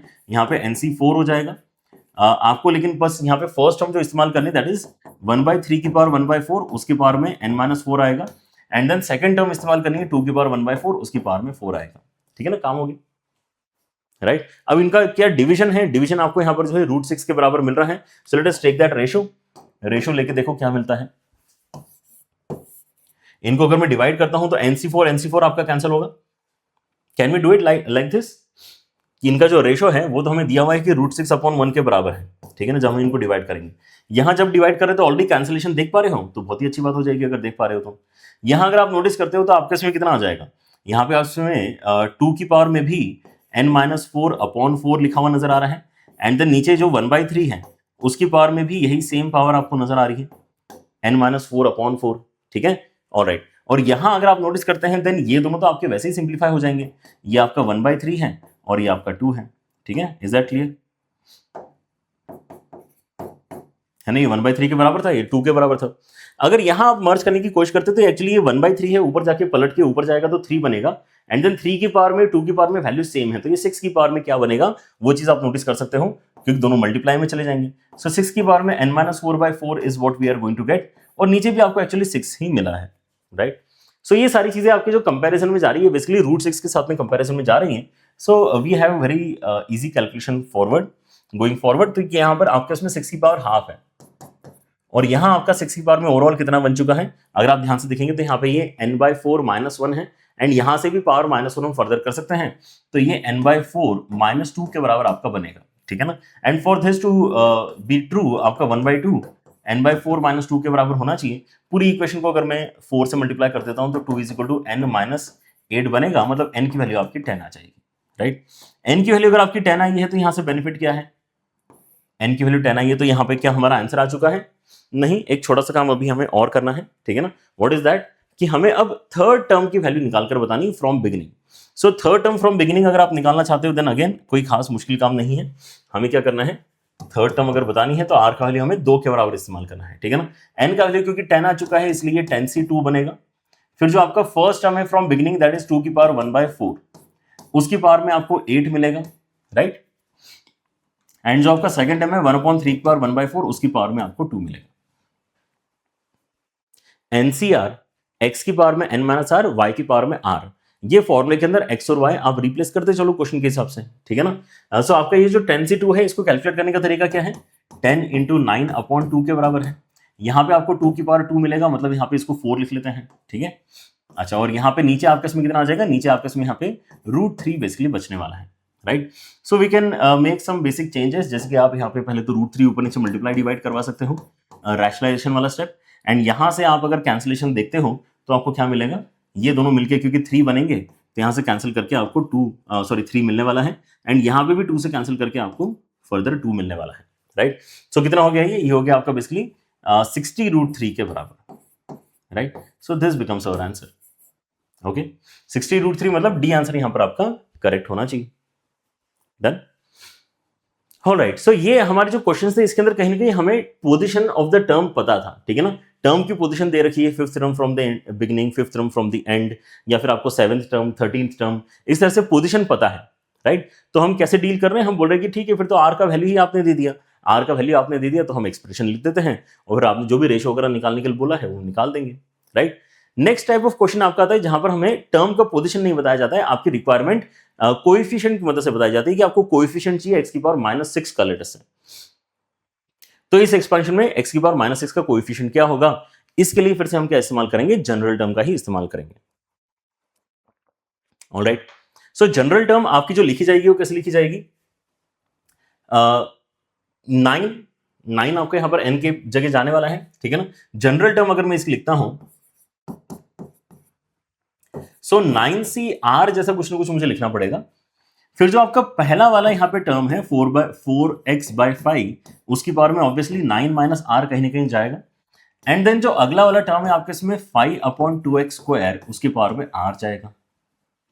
अब इसके बाद में आपको क्या करना है, कॉन्स्टेंट्स को अलग आइसोलेट करना है एंड x के पावर्स को अलग लेके जाना है। ठीक है ना, ये हर बार क्योंकि हमें अब x की पावर के ऊपर ही फोकस करना है ना, तो जहां जहां पे x नहीं है वो हमारे लिए अभी डिस्कशन के लिए उतने इंपॉर्टेंट नहीं है। तो 4/5 इज ए कांस्टेंट, उसको अलग कर लो, 5/2 इज ए कांस्टेंट, उसको अलग कर लो। ठीक है ना, तो ये तो सारे कांस्टेंट हमने अलग करके रख दिए। अब x की पावर में क्या क्या बच रहा है उसको अगर मैं देखता हूं तो x की पावर में यहाँ पे 9 - r है, एंड नीचे अगर मैं देखता हूं तो x की पावर में 2r है। सो ओवरऑल अगर मैं देखूंगा तो हमारा जो जनरल टर्म बना है उसमें x की पावर में कितना आ गया है। ठीक है ना, इसको अगर आप सिंप्लीफाई करके लिखते हो सो x की पावर में 9 - 3r आपको मिल रहा है, राइट। लेकिन आपकी रिक्वायरमेंट कितनी है, अगर आप अब अपने रिक्वायरमेंट के ऊपर चलते हो सो यू नोटिस कि अच्छा x की पावर में जो लिखा हुआ है वो आपको -6 के बराबर चाहिए, राइट। रिक्वायरमेंट को मीट करने के लिए 9 माइनस 3r का वैल्यू आपको -6 चाहिए, मतलब 3r का वैल्यू आपको 15 चाहिए, मतलब r का वैल्यू आपको 5 के बराबर चाहिए इस क्वेश्चन में। अगर आप r का वैल्यू 5 लेके चलते हो तो आपको x की बार में -6 मिलेगा, और अब इस पर्टिकुलर पोजीशन पे जो ये टर्म है यही आपको कोएफिशिएंट बनेगा। तो बस आपको r की वैल्यू 5 इस डब्बे के अंदर डाल देनी है और वही इस क्वेश्चन में आपका आंसर बनने वाला है। समझे क्या? That's how easy this application based question is, कि आपको कोएफिशिएंट पूछा है x की पावर -6 का। ठीक है ना, बढ़िया है। x की पावर -6 बनेगा क्या? अब r इक्वल टू 5 डाल के बनेगा, तो कोएफिशिएंट क्या होगा वो भी यहां से आ जाएगा। ठीक है ना, सो कितना आ रहा है? 9c5 देन वी हैव 4/5, 4/5 की पावर में 9 माइनस 5 मतलब 4, एंड यहां पे आ जाएगा आपका 5/2, 5/2 के पावर में 5। इसको सिंप्लीफाई करते हैं। अगेन 9c5 जो है उसको आप 9c4 बना सकते हो। 9c4 अगर आपने बनाया है तो ये कितना हो जाएगा? 9 इंटू 8 इंटू 7 इंटू 6, 6 7 8 9, 9 से स्टार्ट करके 4 टर्म्स हमने लिख दिए, और फिर डिवाइड कैसे करेंगे? 4 फैक्टोरियल से ही डिवाइड करेंगे, मतलब 4 इंटू 3 इंटू 2, राइट। अच्छा, फिर यहां पे आ जाएगा 2⁸8 लिख लें इसको, 2⁸8। फिर यहां पे नीचे आ जाएगा 5⁴, ये है आपका 5⁵5, और नीचे आ जाएगा 2⁵5, right. Again it is time for major cancellations, तो पहले वो चीज यहाँ पे अकम्प्लिश कर लेते हैं। कैंसलेशंस में क्या क्या जाएगा? आपको यहाँ पे 3 एंड 2 मिलके 6 के साथ कैंसिल हो रहा है, ये कैंसिल करके 2 मिल रहा है, राइट। 5 के साथ में कैंसिलेशन हो रहा है तो आपको यहाँ पर एक 5 बचा हुआ मिलेगा। 2 के साथ में यहाँ पे कैंसिलेशन हो रहा है तो आपको 8 बचा हुआ यहाँ पे मिलना चाहिए। ठीक है ना, डन। सो बस ये है आपके इसमें क्वांटिटीज जिनको आपको मल्टीप्लाई करके सॉल्व करना है। सो 9 इंटू 8 इंटू 7 इंटू 10, ठीक है ना। सो ओवरऑल अगर आप इसको लिखना चाहे तो ये 10 इंटू 9 इंटू 8 इंटू 7 जैसे बढ़िया से एक्सप्रेशन में सिंप्लीफाई हो रहा है। आई थिंक इसका आंसर आपका 5040 निकल कर आएगा। ये चीज एक बार हम चेक कर लेते हैं, ठीक है ना। What is the value when we multiply 10987 is our question, right. समझे? तो जो भी आपके इस तरह के सवाल हैं, आई गेस अब आप यहाँ पे जो है आसानी से सॉल्व कर पाएंगे, जहां पे कोएफिशिएंट बेसिकली पूछा जाता है 10 into 9 into 8 into 7। Alright, 5040 is the answer for this question. Yes, that's right. Alright, clear है? ऐसा आपको यहाँ पर काम करना रहेगा। कोएफिशिएंट अगर आपको पूछा है किसी पावर का तो, ऑलराइट। नाउ ऐसे ही एक सवाल आपको पूछा जाता है जहां पे टर्म इंडिपेंडेंट ऑफ एक्स बोल देते हैं, लेकिन ये भी एग्जैक्टली वही क्वेश्चन है जो अभी हम सॉल्व करके आए हैं। Because term independent of x का मतलब होता है कि आप एक्स की पावर 0 के साथ में डिस्कशन करना चाहते हो। तो पिछली बार आप एक्स की पावर -6 के साथ में डिस्कशन कर रहे थे, अब आप एक्स की पावर 0 के साथ में डिस्कशन कर रहे हैं, तो दोनों सेम है, लेकिन यहाँ पे कई बार बच्चों को अलग फीलिंग आती है, इसलिए यहाँ पर इसको हम डिस्कस कर रहे हैं कि टर्म इंडिपेंडेंट ऑफ एक्स अगर आपको हमसे पूछ लें तो हम क्या कर सकते हैं। ठीक है ना, कुछ नहीं करना है, फिर से आपको जनरल टर्म ही लिखना है ना। इस लेक्चर में जनरल टर्म के अलावा हमने कुछ पढ़ा ही नहीं है, ठीक है ना। एक्सपांशन देखा है, जनरल टर्म पढ़ा है ना, और उसके ऊपर हमने क्वेश्चंस करना स्टार्ट किए हैं। सो आप यहाँ पर पहले तो अपना जनरल टर्म देखते हो। जनरल टर्म अगर आप देखोगे तो ये कैसे लिखा जाएगा? 10cr root a x square की पावर में 10 minus r and then 1/2x cube की पावर में r, ऐसा लिखा जाएगा। आइसोलेट कर लेते फिर से यहाँ पे 10cr को अलग करते हैं, रूट a की पावर में 10 माइनस आर को अलग करते हैं, एंड देन 1/2 की पावर में r को अलग करते हैं। जहां जहां मुझे विदाउट x वाली चीजें दिखाई दे रही थी, कांस्टेंट टर्म्स जिनको हम कह सकते हैं, उनको हमने एक साथ इकट्ठा करके रख लिया। ये कोएफिशिएंट रेडी हो चुका है, राइट। लेकिन अब वेरिएबल क्वांटिटीज को मर्ज करना पड़ेगा, तो यहाँ पे x की पावर में 20 माइनस 2r है ना। यहाँ पर x की पावर में इन दोनों को मर्ज करोगे तो 20 माइनस 2r बनेगा। नीचे अगर आप देखते हो तो आपको x की पावर में 3r ऑलरेडी मिल रहा है। मतलब जो आपको यहाँ पे x का ओवरऑल पावर है वो कितना बन रहा है? ओवरऑल पावर x के लिए आप यहाँ पे कह सकते हैं कि दिस इज बेसिकली x की पावर में 20 माइनस 5r। यस, कितना हो गया? x की पावर में 20 माइनस 5r। लेकिन रिक्वायरमेंट के हिसाब से हमें क्या चाहिए? रिक्वायरमेंट के हिसाब से हमें पावर में तो 0 चाहिए। मतलब हम चाहते हैं कि अभी जो पावर इन जनरल आपने लिखा हुआ है उसी को देख लो, 0 बनाने के लिए r कितना आपको चाहिए होगा, ठीक है ना। सो आपको पिछले क्वेश्चन में -6 के साथ इक्वेट करने के लिए बोला गया था। पावर जो भी आपकी जनरल टर्म की आ रही है उसको नोटिस करो, उसको इन जनरल -6 के साथ में अगर आप सॉल्व करते हो तो आपको पता चलता है कि r कितना लेना चाहिए, ताकि जनरल टर्म को आप इस तरीके से कैलकुलेट करो कि आपका पावर में -6 आ जाए, है ना। इसलिए हमने ये इक्वेशन सॉल्व करी थी। अब इस बार हमें चाहिए कि पावर में 0 आ जाए, तो ये इक्वेशन सॉल्व करेंगे, सो r का वैल्यू आपका 4 आ जाएगा। r का वैल्यू अगर आपका 4 आ गया है तो बस कुछ बचा ही नहीं, इस एक्सप्रेशन में आपको r की वैल्यू 4 डालना है और आपका काम हो जाएगा, राइट। सो इतना इजी होता है इस तरह के क्वेश्चंस को टैकल करना। देयरफॉर जो हमारे यहाँ पे टर्म क्रिएट हो रहा है वो कितना आ जाएगा? 10c4 रूट a की पावर में 6, रूट a की पावर में 6, एंड 1/2 की पावर में 4। ऑलराइट, सो 10c4 कितना हो जाएगा, 10 इंटू 9 इंटू 8 इंटू 7, ठीक है ना, अपॉन 4 इंटू 3 इंटू 2, एंड साथ में यहाँ पे a की पावर 3 आने वाला है, कितना आएगा, a की पावर 3, राइट। एंड यहाँ आपके उसमें कितना आ जाएगा, 1/2 की पावर 4, मतलब इसको हम क्या बोल सकते हैं, 1/16 बोल सकते हैं। अब ये जो क्वांटिटी है ना, ये इन्होंने दे के रखा है कि यार ये 105 के बराबर है। किसके बराबर है, 105 के बराबर है, राइट। सो इसको मैं 105 के इक्वेट अगर कर रहा हूं, सो अब कैंसिलेशन देख लेते हैं क्या क्या आपके होने वाले हैं, and then we can proceed. Cancellations में देखो क्या दिख रहा है, एक तो यहां पर मुझे 8 कैंसिल होते हुए दिखाई दे रहा है, यहां से मुझे 3 के साथ में ये कैंसिल होते हुए नजर आ रहा है, ठीक है ना। ऑल राइट, और क्या चीजें कैंसिल हो रही है अगर आप ध्यान से देखेंगे, तो you can basically cancel out, या ऐसा करते हैं कि ये सारी चीजें पहले उस तरफ लेके चलते हैं। सो ए क्यूब का जो वैल्यू है उसके अंदर 105 आपके उसमें है, फिर 16 आपके पास में है, एंड नीचे अगर आप देखोगे तो यहां से आपको क्या क्या जाते हुए नजर आ रहा है, यहां से आपको 10 एंड 21 जाते हुए नजर आ रहा है, ठीक है ना।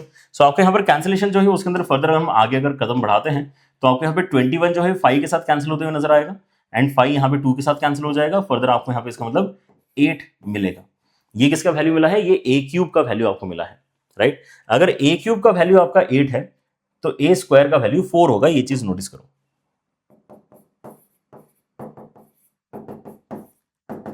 ए आपका 2 आया, राइट, लेकिन यहां पे ध्यान दो कि आपसे ए स्क्वायर पूछा है, तो ये गलती मत कर देना कि सब कुछ सही करने के बाद में आपने 2 ही मार्क कर दिया, ठीक है। आपको जो फाइनल आंसर यहां पर निकल कर आ रहा है वो कितना है, ए स्क्वायर का वैल्यू 4, ये इस क्वेश्चन का फाइनल आंसर बनना चाहिए, ठीक है। डन है, ओके। सो हमने यहाँ पे सेकंड वाला जो थॉट है उसको भी यहाँ पर क्लियरली डिस्कस कर लिया है कि हमारे पास टर्म नंबर तो कोई नहीं देता, टर्म नंबर हमें निकालना पड़ता है, या फिर बेसिकली कहना चाहिए आर का वैल्यू हमें निकालना पड़ता है। कैसे निकालते हैं, आपको कोई ना कोई बेसिकली एक्स का पावर चाहिए होता है, एक्स की बार -6 चाहिए, एक्स की बार 0 चाहिए, एक्स की बार 10 चाहिए, जो भी उसने बोला है उसके हिसाब से हम जनरल टर्म के अंदर जो एक्स का पावर आ रहा होता है उसको कंपेयर करते हैं, वहां से आर की वैल्यू निकालते हैं, एंड देन कोएफिशिएंट हमारे पास कैलकुलेट करके आ जाता है, right. So not a very difficult task in hand. If we basically now move on to the discussion of rational and irrational terms, तो उसके अंदर एक सवाल आता है जिसके अंदर आपसे सम ही पूछ लिया जाता है। अब सम अगर पूछा है तो भी आपको क्या करना पड़ेगा, एग्जैक्टली पता करना पड़ेगा कि कौन से पोजीशन की टर्म्स आपके लिए इंपॉर्टेंट है, राइट, जहां पे रैशनल टर्म्स आपके बन रहे हैं, राइट। अब पहले तो देखना पड़ेगा कि रैशनल इरैशनल टर्म्स कब बनेंगे, इसका लॉजिक क्या होता है, तो पहले लॉजिक करते हैं, उसके बाद में शॉर्टकट भी करेंगे, ठीक है ना। सो आपके यहाँ पर शॉर्टकट भी काफी इंटरेस्टिंग होता है, but first let us understand the logic. And वैसे भी जो आपका शॉर्टकट है that is not for sum of rational terms, it is for counting the number of rational terms, ठीक है ना। सो दैट्स व्हाई वैसे भी यहां पर इस क्वेश्चन में शॉर्टकट नहीं लगने वाला, ओके, जो हम डिस्कस करेंगे आगे चल के। तो कॉन्सेप्ट के ऊपर अभी यहां पर फोकस करते हैं, and the idea is to first write the general term, ठीक है ना। जनरल टर्म लिखे बिना तो ऑब्वियसली है ना आज के लेक्चर में कुछ होने वाला नहीं है, तो इतना तो आपको लिखना ही चाहिए। तो 15CR है, 2 की पावर 1/5 की पावर में 15 माइनस आर है, एंड देन आपके 5 की पावर 1/3 की पावर में आर है, राइट, ठीक है। तो हम क्या कर रहे हैं यहाँ पे 15CR के साथ में तो हम बड़े कॉन्फिडेंट हैं कि यार ये तो आपका एक इंटीग्रल क्वांटिटी ही हमेशा निकल कर आएगा, मतलब 15 में से 8 चीजों को सिलेक्ट करना है, सिलेक्ट करने के तरीके हैं, ये हमेशा इंटीजर आता है, ठीक है ना। तो 15CR definitely is going to be some integer irrespective value of r, जो भी हमारी निकल कर आती है। फिर यहां पे अगर मैं देखता हूं तो मुझे 2 की पावर में एक इंटरेस्टिंग सा डिस्कशन दिख रहा है, 15 माइनस आर बाई 5, जिसको मैं 3 माइनस आर बाई 5 ऐसा सिंप्लीफाई करके लिख सकता हूं।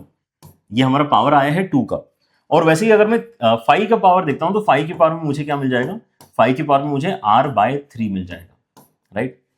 सो अगर आप यहां पे रियलाइज करते हैं तो आपके जो रैशनल इरैशनल टर्म्स हैं वो डिफाइन ही पावर की मदद से होते हैं, राइट। जैसे √2 जो है आपका इरैशनल टर्म है, √2 आपका इरैशनल टर्म है, क्यों, क्योंकि आपने उसकी पावर में एक फ्रैक्शन दे दिया।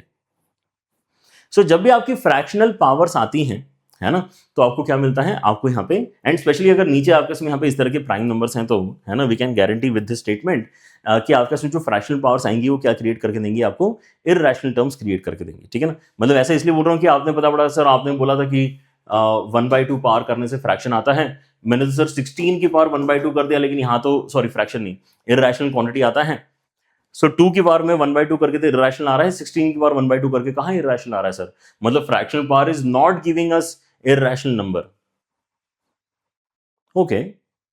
कहने का लेकिन मतलब ये है कि आप यहाँ पे जब कोई प्राइम नंबर यहाँ पे नीचे पकड़ते हो, है ना, जिसको आप फर्दर सिंप्लीफाई नहीं कर पा रहे हो, या कोई कॉम्पोजिट नंबर भी है जो आप फर्दर यहाँ पर जो है परफेक्ट स्क्वायर की तरह नहीं देख पा रहे हो फॉर पावर 1/2, या परफेक्ट क्यूब की तरह नहीं देख पा रहे हो फॉर पावर 1/3, देन जो आपको यहाँ पे रिजल्टेंट क्वांटिटी मिलता है वो कैसा मिल जाता है, वो आपको एक इर्रेशनल क्वांटिटी मिल जाता है।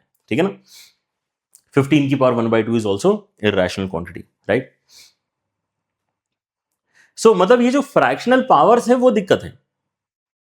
अगर आपको रैशनल चाहिए, अगर आपको रैशनल टर्म चाहिए, तो फिर यहां पे 2 के पावर में, 5 के पावर में फ्रैक्शनल क्वांटिटीज नहीं आनी चाहिए। दिस इज द लॉजिक, समझे क्या? फ्रैक्शनल पावर आ जाती है इनकी तो हमें दिक्कत होती है। 5 की पावर 1/3 दिक्कत है, 5 की पावर 2/3 दिक्कत है, 5 की पावर 3/3 नो दिक्कत, 5 की पावर 1 है। तो 5 की पावर 1 आपके यहाँ पर रैशनल क्वांटिटी है, जबकि 5 की पावर 1/3 एंड 2/3 आपके यहाँ पर क्या है, ये आपके बेसिकली इररैशनल टर्म्स है। सो अगर आपको कोई बोलता है कि आप रैशनल टर्म्स यहाँ पे जो है सम करके बताओ, तो हमें इसका मतलब कुछ पर्टिकुलर आर यहाँ पे ढूंढने पड़ेंगे जहां पे हमें फ्रैक्शनल पावर्स नहीं मिलना चाहिए, इंटीग्रल पावर्स मिलना चाहिए हमें।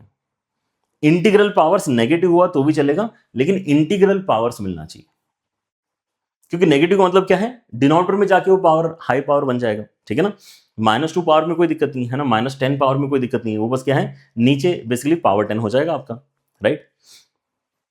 So if you now know the concept, क्या ठीक है, मुझे यहां पर जो है फ्रैक्शनल पावर्स आइसोलेट मतलब जो है नहीं आने देना है, इंटीग्रल पावर्स मुझे आने देना है। तो क्या इतना लॉजिक बोलना भी सफिशिएंट है कि आप बोलोगे सर फिर यहाँ पे 5 का मल्टीपल चाहिए, मतलब आपको अगर आप यहाँ पे इंटीग्रल पावर चाहते हैं तो ये फ्रैक्शन नहीं बनना चाहिए ना, तो तब नहीं बनेगा जब आर की वैल्यू आपकी 5 का मल्टीपल होगी, और यहाँ पे आप बोलते हो कि आर का वैल्यू आपका 3 का मल्टीपल होना चाहिए। मतलब आपको ओवरऑल क्या 15 का मल्टीपल चाहिए होगा, क्योंकि आपको यहां पर भी फ्रैक्शनल पावर अलाउड नहीं है, यहां पर भी आपको फ्रैक्शनल पावर अलाउड नहीं है। दोनों ही जगह अगर आपको इंटीग्रल पावर क्रिएट करनी है, देन आपको दोनों का ही ख्याल एक साथ रखना पड़ेगा कि यार इसको भी दिक्कत ना हो और इसको भी दिक्कत ना हो। अगर मैं यहाँ पे आर की वैल्यू 5 पकड़ता हूं तो इसको तो दिक्कत नहीं है, लेकिन इसको है दिक्कत, क्योंकि यहाँ पे 5/3 बन जाएगा। सो ओवरऑल टर्म तो आपका इरेशनल हो गया ना, ओवरऑल टर्म के अंदर आपको एक इरेशनल क्वांटिटी मिल गई, तो मल्टीप्लाई करके भी इरेशनल क्वांटिटी ही आएगी आपकी। ठीक है ना, सो हमें दोनों जगह क्या करना पड़ेगा, एक गारंटी देना पड़ेगा कि आपके पास में इंटीग्रल पावर्स ही बन रही है। और इंटीग्रल पावर्स अगर आपको चाहिए तो आप यहां पर बोलोगे कि यार मुझे तो 15 के मल्टीपल्स चाहिए, राइट। 15 कहां से आया, ये बेसिकली 5 एंड 3 का एलसीएम लेके आया है। और 15 के मल्टीपल्स अगर आपको चाहिए तो यार आपके पास में आर है ही कितना, 0 से लेके 15 तक ही जा सकता है इस क्वेश्चन में, 0 से लेके 15 तक ही अगर जा सकता है इस क्वेश्चन में, तो आप लिटरली 0 एंड 15 ही ले पाओगे। एंड कई बार बच्चे यहां पे 0 भूल जाते हैं, 0 नहीं भूलना है, राइट।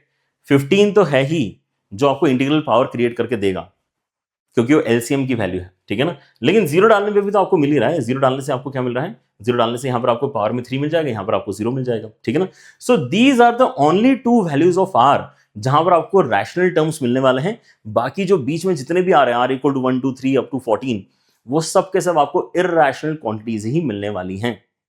हमें लेकिन जो है, चलो अच्छी बात है, सम किसका निकालना है, रैशनल क्वांटिटीज का ही सम निकालना है, राइट। सो हम यहाँ पे इन दोनों चीजों को कैलकुलेट कर लेते हैं। एक बार हम कैलकुलेट करते हैं यहाँ पे आर की वैल्यू 0 डाल के, तो कितना आ जाएगा, 15c0 एंड 2 की पावर में 3 बनेगा, एंड देन 5 की पावर में 0 बनेगा, प्लस क्योंकि सम करना है, जब आर की वैल्यू 15 लेते हैं तो 15c15, 2 की पावर में कितना आ जाएगा, 15 डाल के यहाँ पे देखते हो कि 3 बनेगा, तो 3 - 3 आपका 0 बनता है, एंड देन 5 की पावर में कितना आ जाएगा, 5 आ जाएगा। ठीक है ना, बस यहीं से आपका आंसर आएगा। ये आपका वैल्यू 1 के बराबर है, ये वैल्यू आपका 1 के बराबर है, ये सुनो। 15 भी 1 के बराबर है, 15c0 भी 1 के बराबर है, तो यहां पर आपको 8 मिलेगा, यहां पर आपको 5^5 मिलेगा। ठीक है ना, इसको ऐड करके देखो, 5^5 का वैल्यू कितना आता है आपका, 625 में एक बार और 5 मल्टीप्लाई करना पड़ेगा आपको। ठीक है ना, एंड जब आप दोनों को ऐड करते हो तो आपका आंसर यहाँ पे 3133 बनता है। ठीक है ना, सो ये 3125 आ रहा होगा, एक बार चेक कर लेना। 3125 और 8 को ऐड करके आपको फाइनली 3133 इस क्वेश्चन का आंसर निकलना चाहिए, राइट। सो रैशनल इररेशनल टर्म्स का जो कॉन्सेप्ट है वो इतना सा ही है कि आप जनरल टर्म लिख लो, जनरल टर्म लिख के आप यहां पर जो पावर्स हैं उनमें देख लो कि यार पावर्स क्या क्या आ रही है। आपको उन पावर्स को इंटीग्रल बनवाना है। इंटीग्रल बनवाने के लिए आप क्या क्या आर ले सकते हो, उनको आइसोलेट कर लो, तो आपको रैशनल टर्म्स के लिए क्या क्या आर अलाउड है वो पता चल जाते हैं, और फिर वहां से आप अपने टर्म्स की वैल्यूज निकाल सकते हो, फिर उनको ऐड करके फाइनल आंसर बता सकते हो।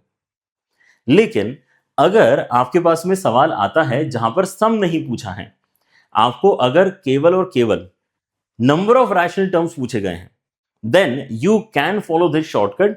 अदरवाइज आप वाली मेथड भी इस्तेमाल कर सकते हो। जैसे इस क्वेश्चन में अगर सम नहीं बोला जाता, अगर आपको नंबर ऑफ टर्म्स बोले जाते हैं कि find the number of rational terms in this expansion, find the number of rational terms in this expansion, तो आपका आंसर आता है 2। आपको उसे लास्ट वाला जो एक्स्ट्रा स्टेप है ये नहीं करना पड़ता, यहीं पर देख के आप बता देते कि यार 2 टर्म्स है आपके इसमें। तो अगर आप सम के क्वेश्चन को सॉल्व कर रहे हो, चाहे आप यहां पे नंबर के क्वेश्चन को सॉल्व कर रहे हो, ये जो अप्रोच आपके साथ में डिस्कस किया ये तो कर ही सकते हो, ये तो बेस आइडिया है ही। लेकिन there is a faster way out अगर आपको number of rational terms count करने हैं इस तरह के एक्सपांशन में। तो आप यहां पे एक्सपांशन याद रखोगे, उसके साथ में जो प्रोसेस बताई गई है उसको याद रखोगे और क्वेश्चन सॉल्व करके देखोगे तो आपको पता चलेगा कि बहुत जल्दी जल्दी क्वेश्चन आपके सॉल्व हो रहे हैं, ठीक है ना। सो कोई तो यहां पर ए और बी आपके बेस दिए जाते हैं, पावर में 1/p 1/q जैसा कुछ वैल्यू दिया जाता है। जैसे इस क्वेश्चन में भी आप देख सकते हो कि 1/5 1/3 गिवन था, ठीक है ना। बेस में आपके यहां पर ए और बी 2 और 5 की वैल्यूज थे, ठीक है ना।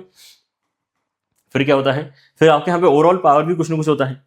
सो आप यहाँ पे रियलाइज करोगे कि आपके जो रैशनल टर्म्स का काउंट निकल कर आ रहा है वो एक्चुअली इस आइडिया से काफी जल्दी निकाला जा सकता है कि आप पहले तो यहाँ पे जो नीचे वाले वैल्यूज है पी और क्यू, उनका एलसीएम लेके एक नंबर निकाल लो, उस नंबर को एन से डिवाइड कर दो, उस नंबर से एन को डिवाइड कर दो, ठीक है ना। सो आपके इसमें जो क्वांटिटी आएगी उसका ग्रेटेस्ट इंटीजर कैलकुलेट कर लो। ये जो डब्बा है ये ग्रेटेस्ट इंटीजर है, ठीक है ना। नाउ या तो वही आपका आंसर हो जाता है या फिर +1 करके आपका आंसर आता है। क्या करना है, एन को एलसीएम ऑफ पी और क्यू से डिवाइड करना है, फिर उसका ग्रेटेस्ट इंटीजर ले लेना है, ठीक है ना। या तो वही आपका आंसर है या फिर +1 करके आपका आंसर आएगा, डिपेंड करेगा कि यार आपके इसमें सिचुएशन कैसी है respect to p q and n. अगर तो पी और क्यू में से कोई भी एक क्वांटिटी का मल्टीपल करने पे आपको एन मिल रहा है, दोनों में से किसी का भी मल्टीपल करके आपको अगर एन मिल रहा है देन इन दैट केस आपको +1 करना पड़ेगा। लेकिन दोनों का ही मल्टीपल करके अगर आपको जो है एन नहीं मिल पा रहा है तो आपको कुछ नहीं करना है, +1 भी नहीं करना है, यही सेम आपका आंसर बन जाता है। Now that's how easy the calculation becomes, alright. Otherwise आप जनरल टर्म लिखोगे, वैसे तो ये भी सॉल्यूशन छोटा ही है। जनरल टर्म लिखा, पावर्स को नोटिस किया, पावर्स को नोटिस किया तो यहां पर हमें पता चल गया कि ये दोनों पावर्स आप ले सकते हो, राइट। लेकिन अब क्या है कि अगर ज्यादा पॉसिबिलिटीज आ पा रही होती है ना, लेट्स से यहां पर ये 50 की जगह 45 होता, राइट। सो 45 होता तो आपको और भी टर्म्स निकालनी पड़ती। ये अगर आपका लेट्स से समझ रहे हो 105 होता तो आपको और भी ज्यादा टर्म्स निकालनी पड़ती, राइट। सो आपका ये डिपेंड करता है ना कि इस मेथड में आपको कितना टाइम लगेगा। किस पे डिपेंड कर रहा है, कॉम्बिनेशंस पे डिपेंड कर रहा है, ठीक है ना। कि यहाँ पे जो 5 और 3 है उसके साथ में 15 की जगह आपने और 15 से बड़ा वैल्यू तो नहीं दे दिया।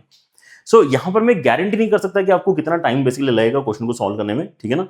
अगर आपको number of rational terms count करने then this is the approach which I would definitely recommend, क्योंकि इससे हमेशा ही आपके नंबर भले ही अगर बड़े हो जाते हैं आंसर जल्दी निकल कर आता है, ठीक है ना। अच्छा, कुछ कंडीशंस और है जो हमें यहाँ पे ध्यान रखनी है। पहली बात तो ए और बी आपके को प्राइम्स होना चाहिए, बेस्ट है कि प्राइम प्राइम हो जाए, बेस्ट है कि ए और बी आपके प्राइम हो जाए, ठीक है ना, तब तो बहुत बेस्ट सिचुएशन होती है, ठीक है ना। लेकिन एटलीस्ट को प्राइम होना जरूरी है, क्योंकि अदरवाइज क्या होता है ये दोनों मिलके भी आपके उसमें क्या हो सकते हैं, रैशनल टर्म्स क्रिएट कर सकते हैं, राइट।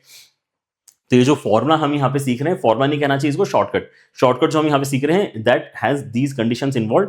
तो अगर ये कंडीशंस ट्रू नहीं हो रही तो बिल्कुल मत लगाना फॉर्मुला, बेस आइडिया यूज करना। बेस आइडिया आपको ऑलरेडी बता दिया है, जनरल टर्म लिख के पावर्स को इंटीजर बनाना, यही बेस आइडिया है फॉर गेटिंग रैशनल टर्म्स, ठीक है ना, ऑलराइट। अच्छा, आगे क्या है, एक्सपांड एक्सप्रेशन भी आपका सिंपलेस्ट फॉर्मेट में होना चाहिए। जैसे सिंपलेस्ट फॉर्मेट की अगर मैं बात करूं तो यहाँ पर अगर मैं आपको देता हूँ 16 की पावर 1/4, या अगर मैं आपको देता हूँ 16 की पावर 1/2, ठीक है ना। So it doesn't make sense कि आप यहाँ पर जो है ऐसा वैल्यू उसको लिखो, ये सिंपलेस्ट फॉर्मेट नहीं है, राइट। या मैं आपको देता हूँ 4 की पावर 1/4, ऐसा कुछ। 4 की power 1/4 is not the simplest format, आप इसको 2 की पावर 1/2 लिखो, ठीक है ना। एंड देन आप यहाँ पे जो है अपने एलसीएम वगैरह का काम जो है फिर बाद में आगे स्टार्ट करो, ठीक है ना, ऑलराइट। सो ये कुछ आइडियाज हैं, है ना, इनको आपको ध्यान रखना है। And now let me apply this in a question, ताकि आपको यहाँ पर एक शॉर्ट वर्जन इसका पता चले। एंड क्योंकि देखो आप जनरल टर्म नहीं लिखनी पड़ेगी, खुद से कुछ दिमाग नहीं लगाना पड़ेगा, ठीक है ना, ज्यादा, तो ऑब्वियसली ये मेथड जल्दी आंसर आपको निकाल के देगी, ऑलराइट। सो देखो 680 दे दिया, ये आप जनरल टर्म के आइडिया से एक्चुअली करके देखो, है ना। अगर आपने आज तक नहीं किया तो आप करके देखो, क्योंकि वो पेन आपको फील होना चाहिए। अगर आपको पेन फील होगा तो आपको रियलाइज होगा कि ये शॉर्टकट कितना जरूरी है ना, पता करना। सो आपके पास में यहाँ पे 2 नंबर्स नजर आ रहे हैं 2 और 4, है ना। तो हमें क्या करने के लिए बोला गया, पहले तो एलसीएम लेने के लिए बोला है 2 और 4 का, है ना। यहाँ पे जो फ्रैक्शन के डिनोमिनेटर्स होते हैं उनका बेसिकली यहाँ पर हमें क्या करना है, एलसीएम लेना है। एलसीएम लेके हमें यहाँ पर कितना मिल जाएगा, 4 मिल जाएगा, ठीक है ना। तो आपको क्या करना है, आपको अब ज्यादा कुछ नहीं सोचना है। आपको ये जो 680 दिया हुआ है इसको 4 से डिवाइड करना है, ग्रेटेस्ट इंटीजर की वैल्यू कैलकुलेट करनी है, एंड इस बार +1 करना रहेगा, राइट? क्योंकि आप यहां पे देख सकते हैं कि ये जो 2 है, देखो 2 एंड 4 में से दोनों में से किसी भी एक को पकड़ लो। अगर आपको यहां पे इसका मल्टीपल यहां नजर आ रहा है, जो कि ऑब्वियसली है क्योंकि इवन नंबर है तो 2 का मल्टीपल तो होगा ही, तो आपको +1 करना है, ठीक है ना? तो ये सॉल्व करोगे तो आपका आंसर आ जाएगा, राइट? तो सॉल्व करके यहां पर कितना आ रहा है आपके इसमें 6 1 टाइम जा रहा है, फिर ये आपका 7 टाइम्स जा रहा है, फिर आपका 0 टाइम्स जा रहा है, GIF लेके भी इतना ही आएगा, एंड 1 ऐड करके 171 आएगा। समझ रहे हो? सो इस क्वेश्चन में 171 इंटीग्रल टर्म्स। अच्छा हाँ, अब ये भी है, हमने जो फॉर्मूला किया है वो रैशनल टर्म्स के लिए किया है, लेकिन अब यहां पे इन्होंने पूछा था integral terms. So integral terms rational terms के बराबर ही आने वाली, ये चीज भी पहले क्लैरिफाई वैसे हमने कर लेनी चाहिए, क्योंकि आप यहां पे जो भी रैशनल टर्म्स कैलकुलेट करोगे, मतलब पावर्स में आप ये गारंटी कर रहे हो कि आपको क्या मिलनी चाहिए, पावर्स में आपको यहां पे इंटीग्रल वैल्यूज मिलना चाहिए। अब एनसीआर वाला जो टर्म होगा वो तो आपका कैसा होगा, एनसीआर वाला टर्म तो आपका ऑब्वियसली इंटीग्रल होगा ही होगा, लेकिन अगर आप पावर्स भी अब यहाँ पे 3 का कुछ पावर और 5 का कुछ पावर यहाँ पे गारंटी कर रहे हो कि यार इंटीग्रल बने, सो 3 का पावर भी एक इंटीजर बनेगा, 5 का पावर भी एक इंटीजर बनेगा, तो फिर ये 3 और 5 के जो कॉम्बिनेशन ये भी इंटीजर बनेंगे। सो ओवरऑल आपका जो रैशनल टर्म आने वाला है वो इंटीग्रल ही होगा। जो इस क्वेश्चन में रैशनल टर्म्स बनेंगे वही आपके इंटीग्रल टर्म्स बनेंगे, अदरवाइज तो सीधे आपके इररैशनल टर्म्स बन जाएंगे। तो इररैशनल टर्म्स तो ऑब्वियसली इंटीग्रल नहीं हो सकते, राइट? सो ये वाले क्वेश्चन में इंटीग्रल टर्म्स मतलब रैशनल टर्म्स से ही है, ऑलराइट? इसलिए यहां पर जो रैशनल टर्म का हमारे यहां पर अभी डिस्कशन है उसको हम यहां पे कैरी फॉरवर्ड इस तरह से कर सकते हैं, ऑलराइट? ठीक है, तो ये हमारे नंबर ऑफ रैशनल टर्म्स का है ना सवाल है, या इंटीग्रल टर्म्स का सवाल है, बात एक ही है। समझे ना? कुछ भी यहां पर खास नहीं करना पड़ा, एक बार और अप्लाई करके देखो। नंबर ऑफ इंटीग्रल टर्म्स फिर से यहां पर पूछा गया है, ठीक है ना? तो लैंग्वेज इंटीग्रल टर्म्स की है, क्योंकि यहां पर जो 7 और 11 है वो आपके इंटीजर्स हैं। यहीं पे अगर मैं आपको 11/3 दे दूं, समझ रहे हो, यहाँ पे 7/2 दे दूं और वहां पे आपको ये दे दूं, ठीक है ना, समझ रहे हो, 11/3 दे दूं, तो अब ये जब भी आप पावर्स इनकी इंटीग्रल करोगे तो भी आपको फाइनली क्या नहीं मिलेगा, या मतलब पॉसिबिलिटी है कि ना मिले, है ना? आपको इंटीग्रल वैल्यूज हो सकता है ना मिले, राइट? क्योंकि नीचे 3 भी आएगा, नीचे 2 भी आएगा, है ना? फिर एनसीआर भी रहेगा, एनसीआर के साथ में चीजें कट रही है नहीं कट रही है उसके ऊपर डिपेंड करेगा कि आपको फाइनली इंटीजर मिलता है कि नहीं मिलता, ठीक है ना? तो लेकिन रैशनल तो फॉर श्योर मिल ही जाएगा अगर मैं अपने कॉन्सेप्ट को अप्लाई करूंगा तो, ठीक है ना? सो इसलिए हम पढ़ते चीजें किसके लिए हैं, रैशनल के लिए पढ़ते हैं, ठीक है ना? एंड देन वो इस तरह के क्वेश्चंस में इंटीग्रल के लिए सेम आइडिया कैरी फॉरवर्ड हो जाता है, राइट? बनेगा तो यहाँ पे रैशनल जो भी टर्म बनेगा वो इंटीग्रल ही बनेगा, तो या तो इंटीग्रल टर्म है या फिर डायरेक्टली आपका इररैशनल टर्म है। और यहां पर जो काम करना है फिर से क्या है, आपको एलसीएम लेना है किसका, 2 एंड 6 का एलसीएम लेना है, जो कि ऑब्वियसली 6 के बराबर आएगा। फिर यहां पे आप देख सकते हैं कि 2 का मल्टीपल यहां पे 284 डेफिनेटली है, मतलब आपको क्या करना है, आपको एलसीएम से डिवाइड करके जीआईएफ लेना है एंड उसके बाद में +1 भी करना है, यही आपका आंसर है, ठीक है ना? सो ये शॉर्टकट तो बहुत ही बेहतरीन है, ठीक है ना? इसको ध्यान रखो। 6 के साथ में यहां पर आपका 1 टाइम जाएगा, है ना? 6 के साथ में 1 टाइम जाएगा, फिर आपका कितना हो जाएगा, 3 टाइम्स जाएगा, एंड देन आपका कितना जाएगा, 7 टाइम्स जाएगा, राइट? हाँ, फिर यहाँ पे +1 भी कर दो तो आपका यहाँ पे आंसर फाइनली 138 के बराबर निकल कर आना चाहिए। ये इस क्वेश्चन का फाइनल आंसर है, ऑलराइट? समझे क्या? सो that's how easy your ideas become, अगर आप यहाँ पे शॉर्टकट जानते हैं तो। And again I would recommend कि आपने क्या करके देखना चाहिए, एटलीस्ट लिखने का ट्राई करना चाहिए अबाउट योर शॉर्टकट। शॉर्टकट अगर आप यहाँ पे लिखते हैं तो आपको आइडिया लगता है कि यार सॉरी, आपका यहाँ पर जो जनरल टर्म वाला आइडिया वो लिख के देखो, जनरल टर्म लिख के देखते हो, उस आइडिया को फॉलो करके देखते हो कि अच्छा अब 138 टर्म्स निकालने के लिए आपको क्या क्या पापड़ बेलने पड़ेंगे, ठीक है ना? आपको एपी वगैरह की कैलकुलेशन करनी पड़ती है उसके अंदर, क्योंकि बहुत सारे टर्म्स आएंगे ना, आपको दिखाई देगा अच्छा ठीक है मेरे पास में यहाँ पे पावर 2 मुझे चल रही है ना, या पावर 3 चल रही है, जो आप यहाँ पे जो भी नोटिस करोगे, ठीक है ना? उसके साथ में फिर आप आर के पूरा एक सीक्वेंस बनाओगे, आर का पूरा सीक्वेंस जो आएगा एक एपी में आएगा, फिर यहाँ पे एपी के टर्म्स को आपको काउंट करना पड़ेगा, ठीक है ना? तो वो करने में जो पेन होता है उसका रिलीफ है ये, ठीक है ना? ऑलराइट, नेक्स्ट क्वेश्चन एक बार और देख लेते हैं। नंबर ऑफ इररैशनल टर्म्स यहाँ पर कैलकुलेट करने के लिए बोला है तो क्या दिक्कत है, हम रैशनल टर्म्स काउंट कर लेते हैं और टोटल में से उसको हटा देंगे, टोटल में से रैशनल टर्म्स हटा देंगे तो इररैशनल टर्म्स आपके बचेंगे, ठीक है ना? सो ये क्वेश्चन आपका इररैशनल टर्म्स के लिए पूछा गया है, राइट? अगेन मैं यहाँ पे देखता हूँ कि मुझे किस चीज का एलसीएम लेना होगा, मुझे एलसीएम लेना होगा बेसिकली 8 एंड 6 का। 8 और 6 का एलसीएम अगर मैं लेता हूं तो मुझे एलसीएम कितना मिल जाएगा, 24 मिल जाएगा, ठीक है ना? अच्छा 24 एलसीएम अगर मुझे मिला है तो मुझे यहाँ पे कैलकुलेशन क्या करनी है, मुझे 100 को डिवाइड करना है 24 से, 100 को डिवाइड करना है 24 से, and we can clearly see कि 100 जो है उसको 8 भी डिवाइड नहीं कर पा रहा है और 6 भी डिवाइड नहीं कर पा रहा है। 8 भी डिवाइड नहीं कर पा रहा है, 6 भी डिवाइड नहीं कर पा रहा है 100 को डायरेक्टली। तो मतलब यहां पे +1 नहीं करना है आपकी बार, इस बार +1 नहीं करना है, ठीक है ना। और यहां पे अगर आप नोटिस करते हो तो कितने टाइम चला जाएगा आपका, 4 टाइम चला जाएगा, ठीक है ना, 4 पॉइंट समथिंग आएगा, लेकिन जीआईएफ लेके आपके इसमें 4 वैल्यू निकल कर आने वाली है। ये क्या है, ये रैशनल टर्म्स का काउंट है, ये क्या है आपके रैशनल टर्म्स का काउंट है। और ये अगर आपका रैशनल टर्म्स का काउंट है तो आप यहां पे क्योंकि इरैशनल टर्म्स निकालना चाहते हैं तो टोटल माइनस करना पड़ेगा। तो टोटल टर्म्स आपके इसमें यहां पर कितनी है, ऑब्वियसली n+1 के बराबर आती है। टोटल टर्म्स आपकी 101 है। यहां ये गलती मत कर देना कि आपने इसको 100 काउंट कर लिया। नंबर ऑफ टर्म्स कितनी होती है बाइनोमियल एक्सपेंशन में, हमेशा n+1 के बराबर होती है। एंड इसलिए आपकी नंबर ऑफ इरैशनल टर्म्स, ठीक है ना, नंबर ऑफ इरैशनल टर्म्स कितनी आ जाएंगी, ये आ जाएंगी आपकी 101 माइनस 4, मतलब 97 इस क्वेश्चन में आपका फाइनल आंसर बनना चाहिए, राइट। 97 इरैशनल टर्म्स इस क्वेश्चन में आपको मिलने वाली है। डन है। And then there can be some question like this as well, है ना। यहां पर देखो इस सवाल में यहां पे डिफरेंस क्या है, अगेन यहां पे नंबर ऑफ रैशनल टर्म्स ही पूछे हैं। यही वाले सवाल हम कब से करते आ रहे हैं, लेकिन ये सवाल पहले वाले सवालों से अलग क्यों है, क्योंकि यहां पर सिंप्लीफाइड एक्सप्रेशन आपको नहीं दिया गया है, ठीक है ना। So always make it a point कि आप पहले नोटिस कर लें कि आपके इसमें जो a⁴ है ना, b⁴ वाले जो पोजीशंस है उन पे सिंपलेस्ट फॉर्मेट में आपके एक्सप्रेशंस लिखे हुए हैं या नहीं, right. So here you notice कि यार ये जो मेरे पास में 4 की पावर 1/4 लिखा हुआ है, इसको तो मैं 2 की पावर में 1/4 ऐसा लिख सकता हूं, मतलब ये सिंप्लीफाई किया जा सकता है, ठीक है ना।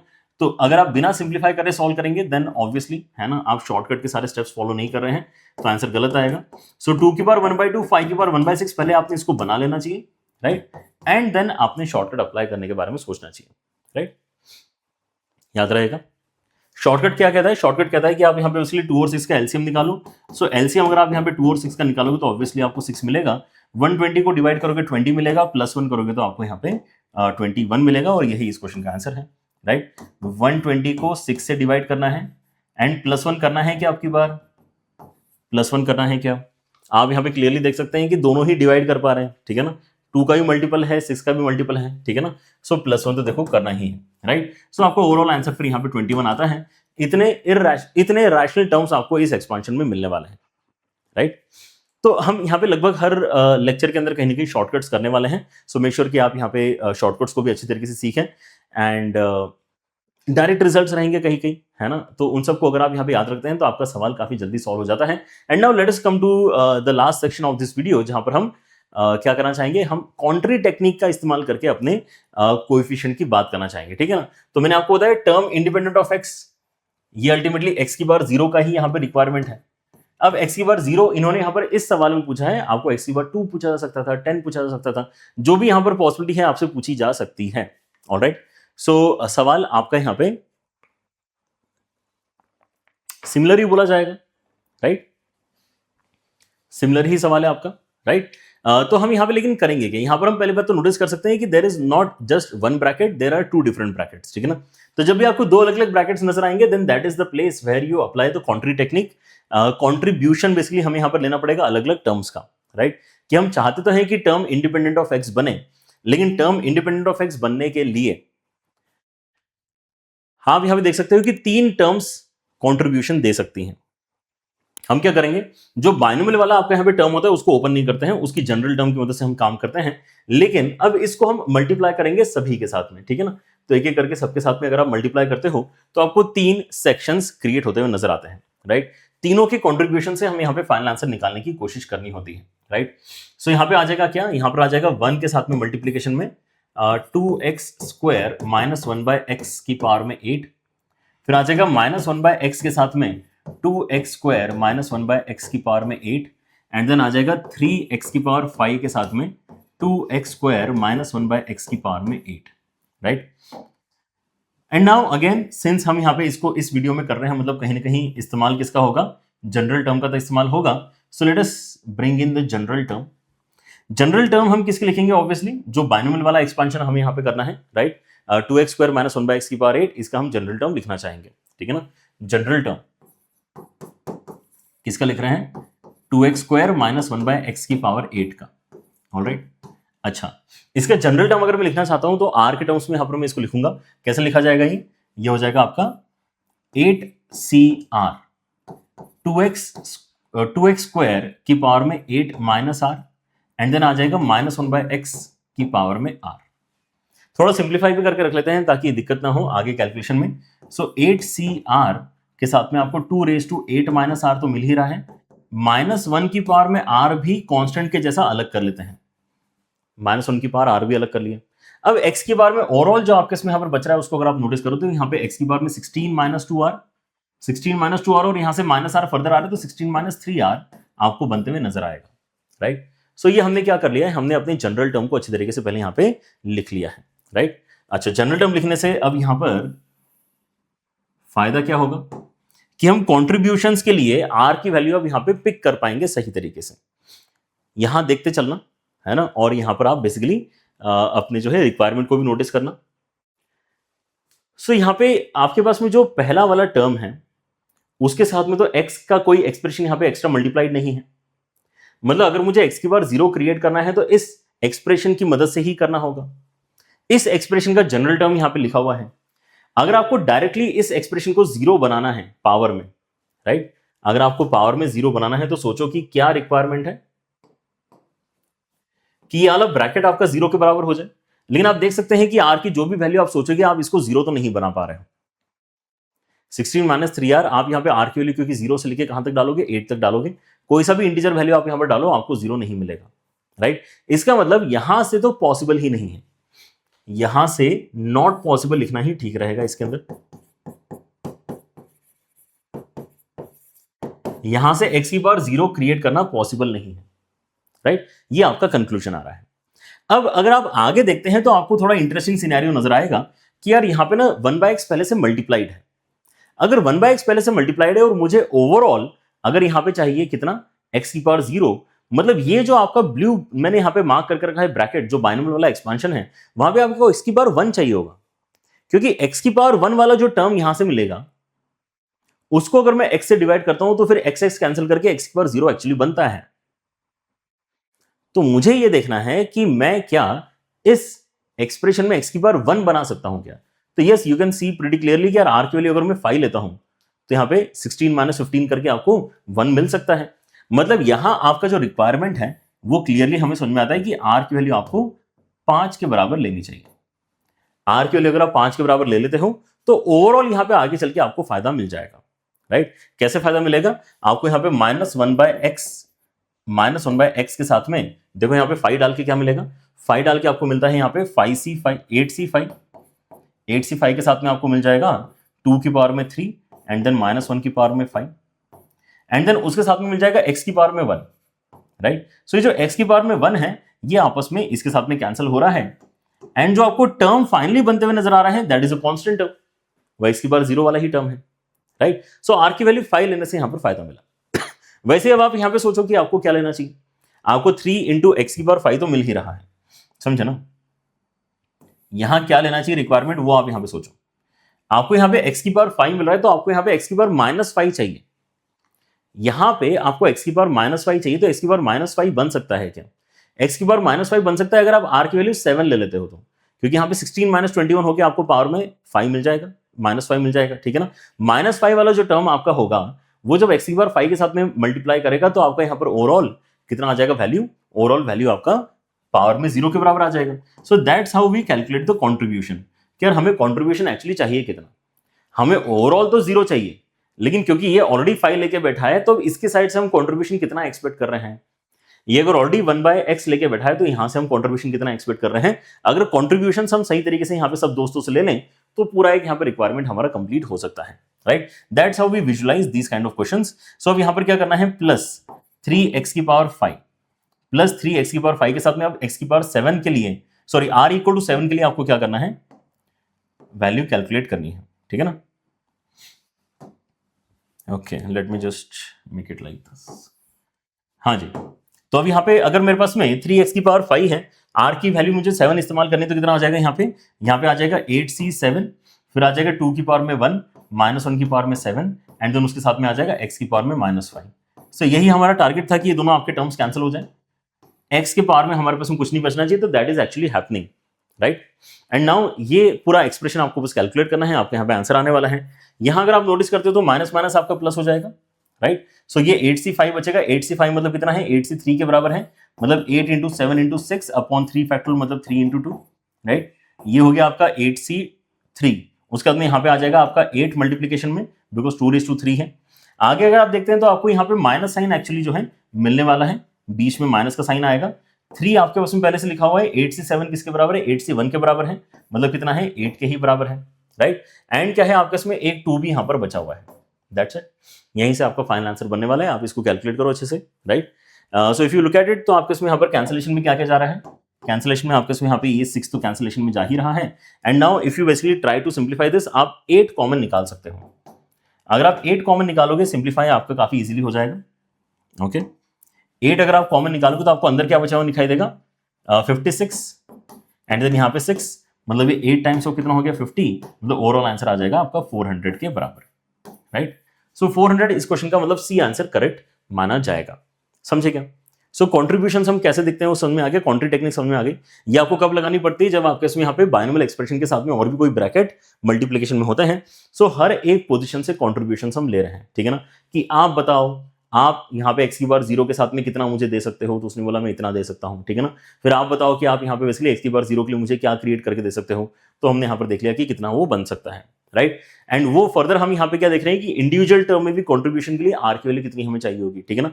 हमें क्रिएट अल्टीमेटली करना है x की बार 0, लेकिन यहाँ पे 1/x लिखा हुआ है, इसलिए x की बार 1 इस ब्रैकेट ने हमें देना चाहिए, और इस ब्रैकेट ने अगर पावर में 1 देना चाहिए तो यहाँ पे r की वैल्यू क्या होना चाहिए। इस तरह से आपको यहाँ पर सोचते हुए आगे बढ़ना है।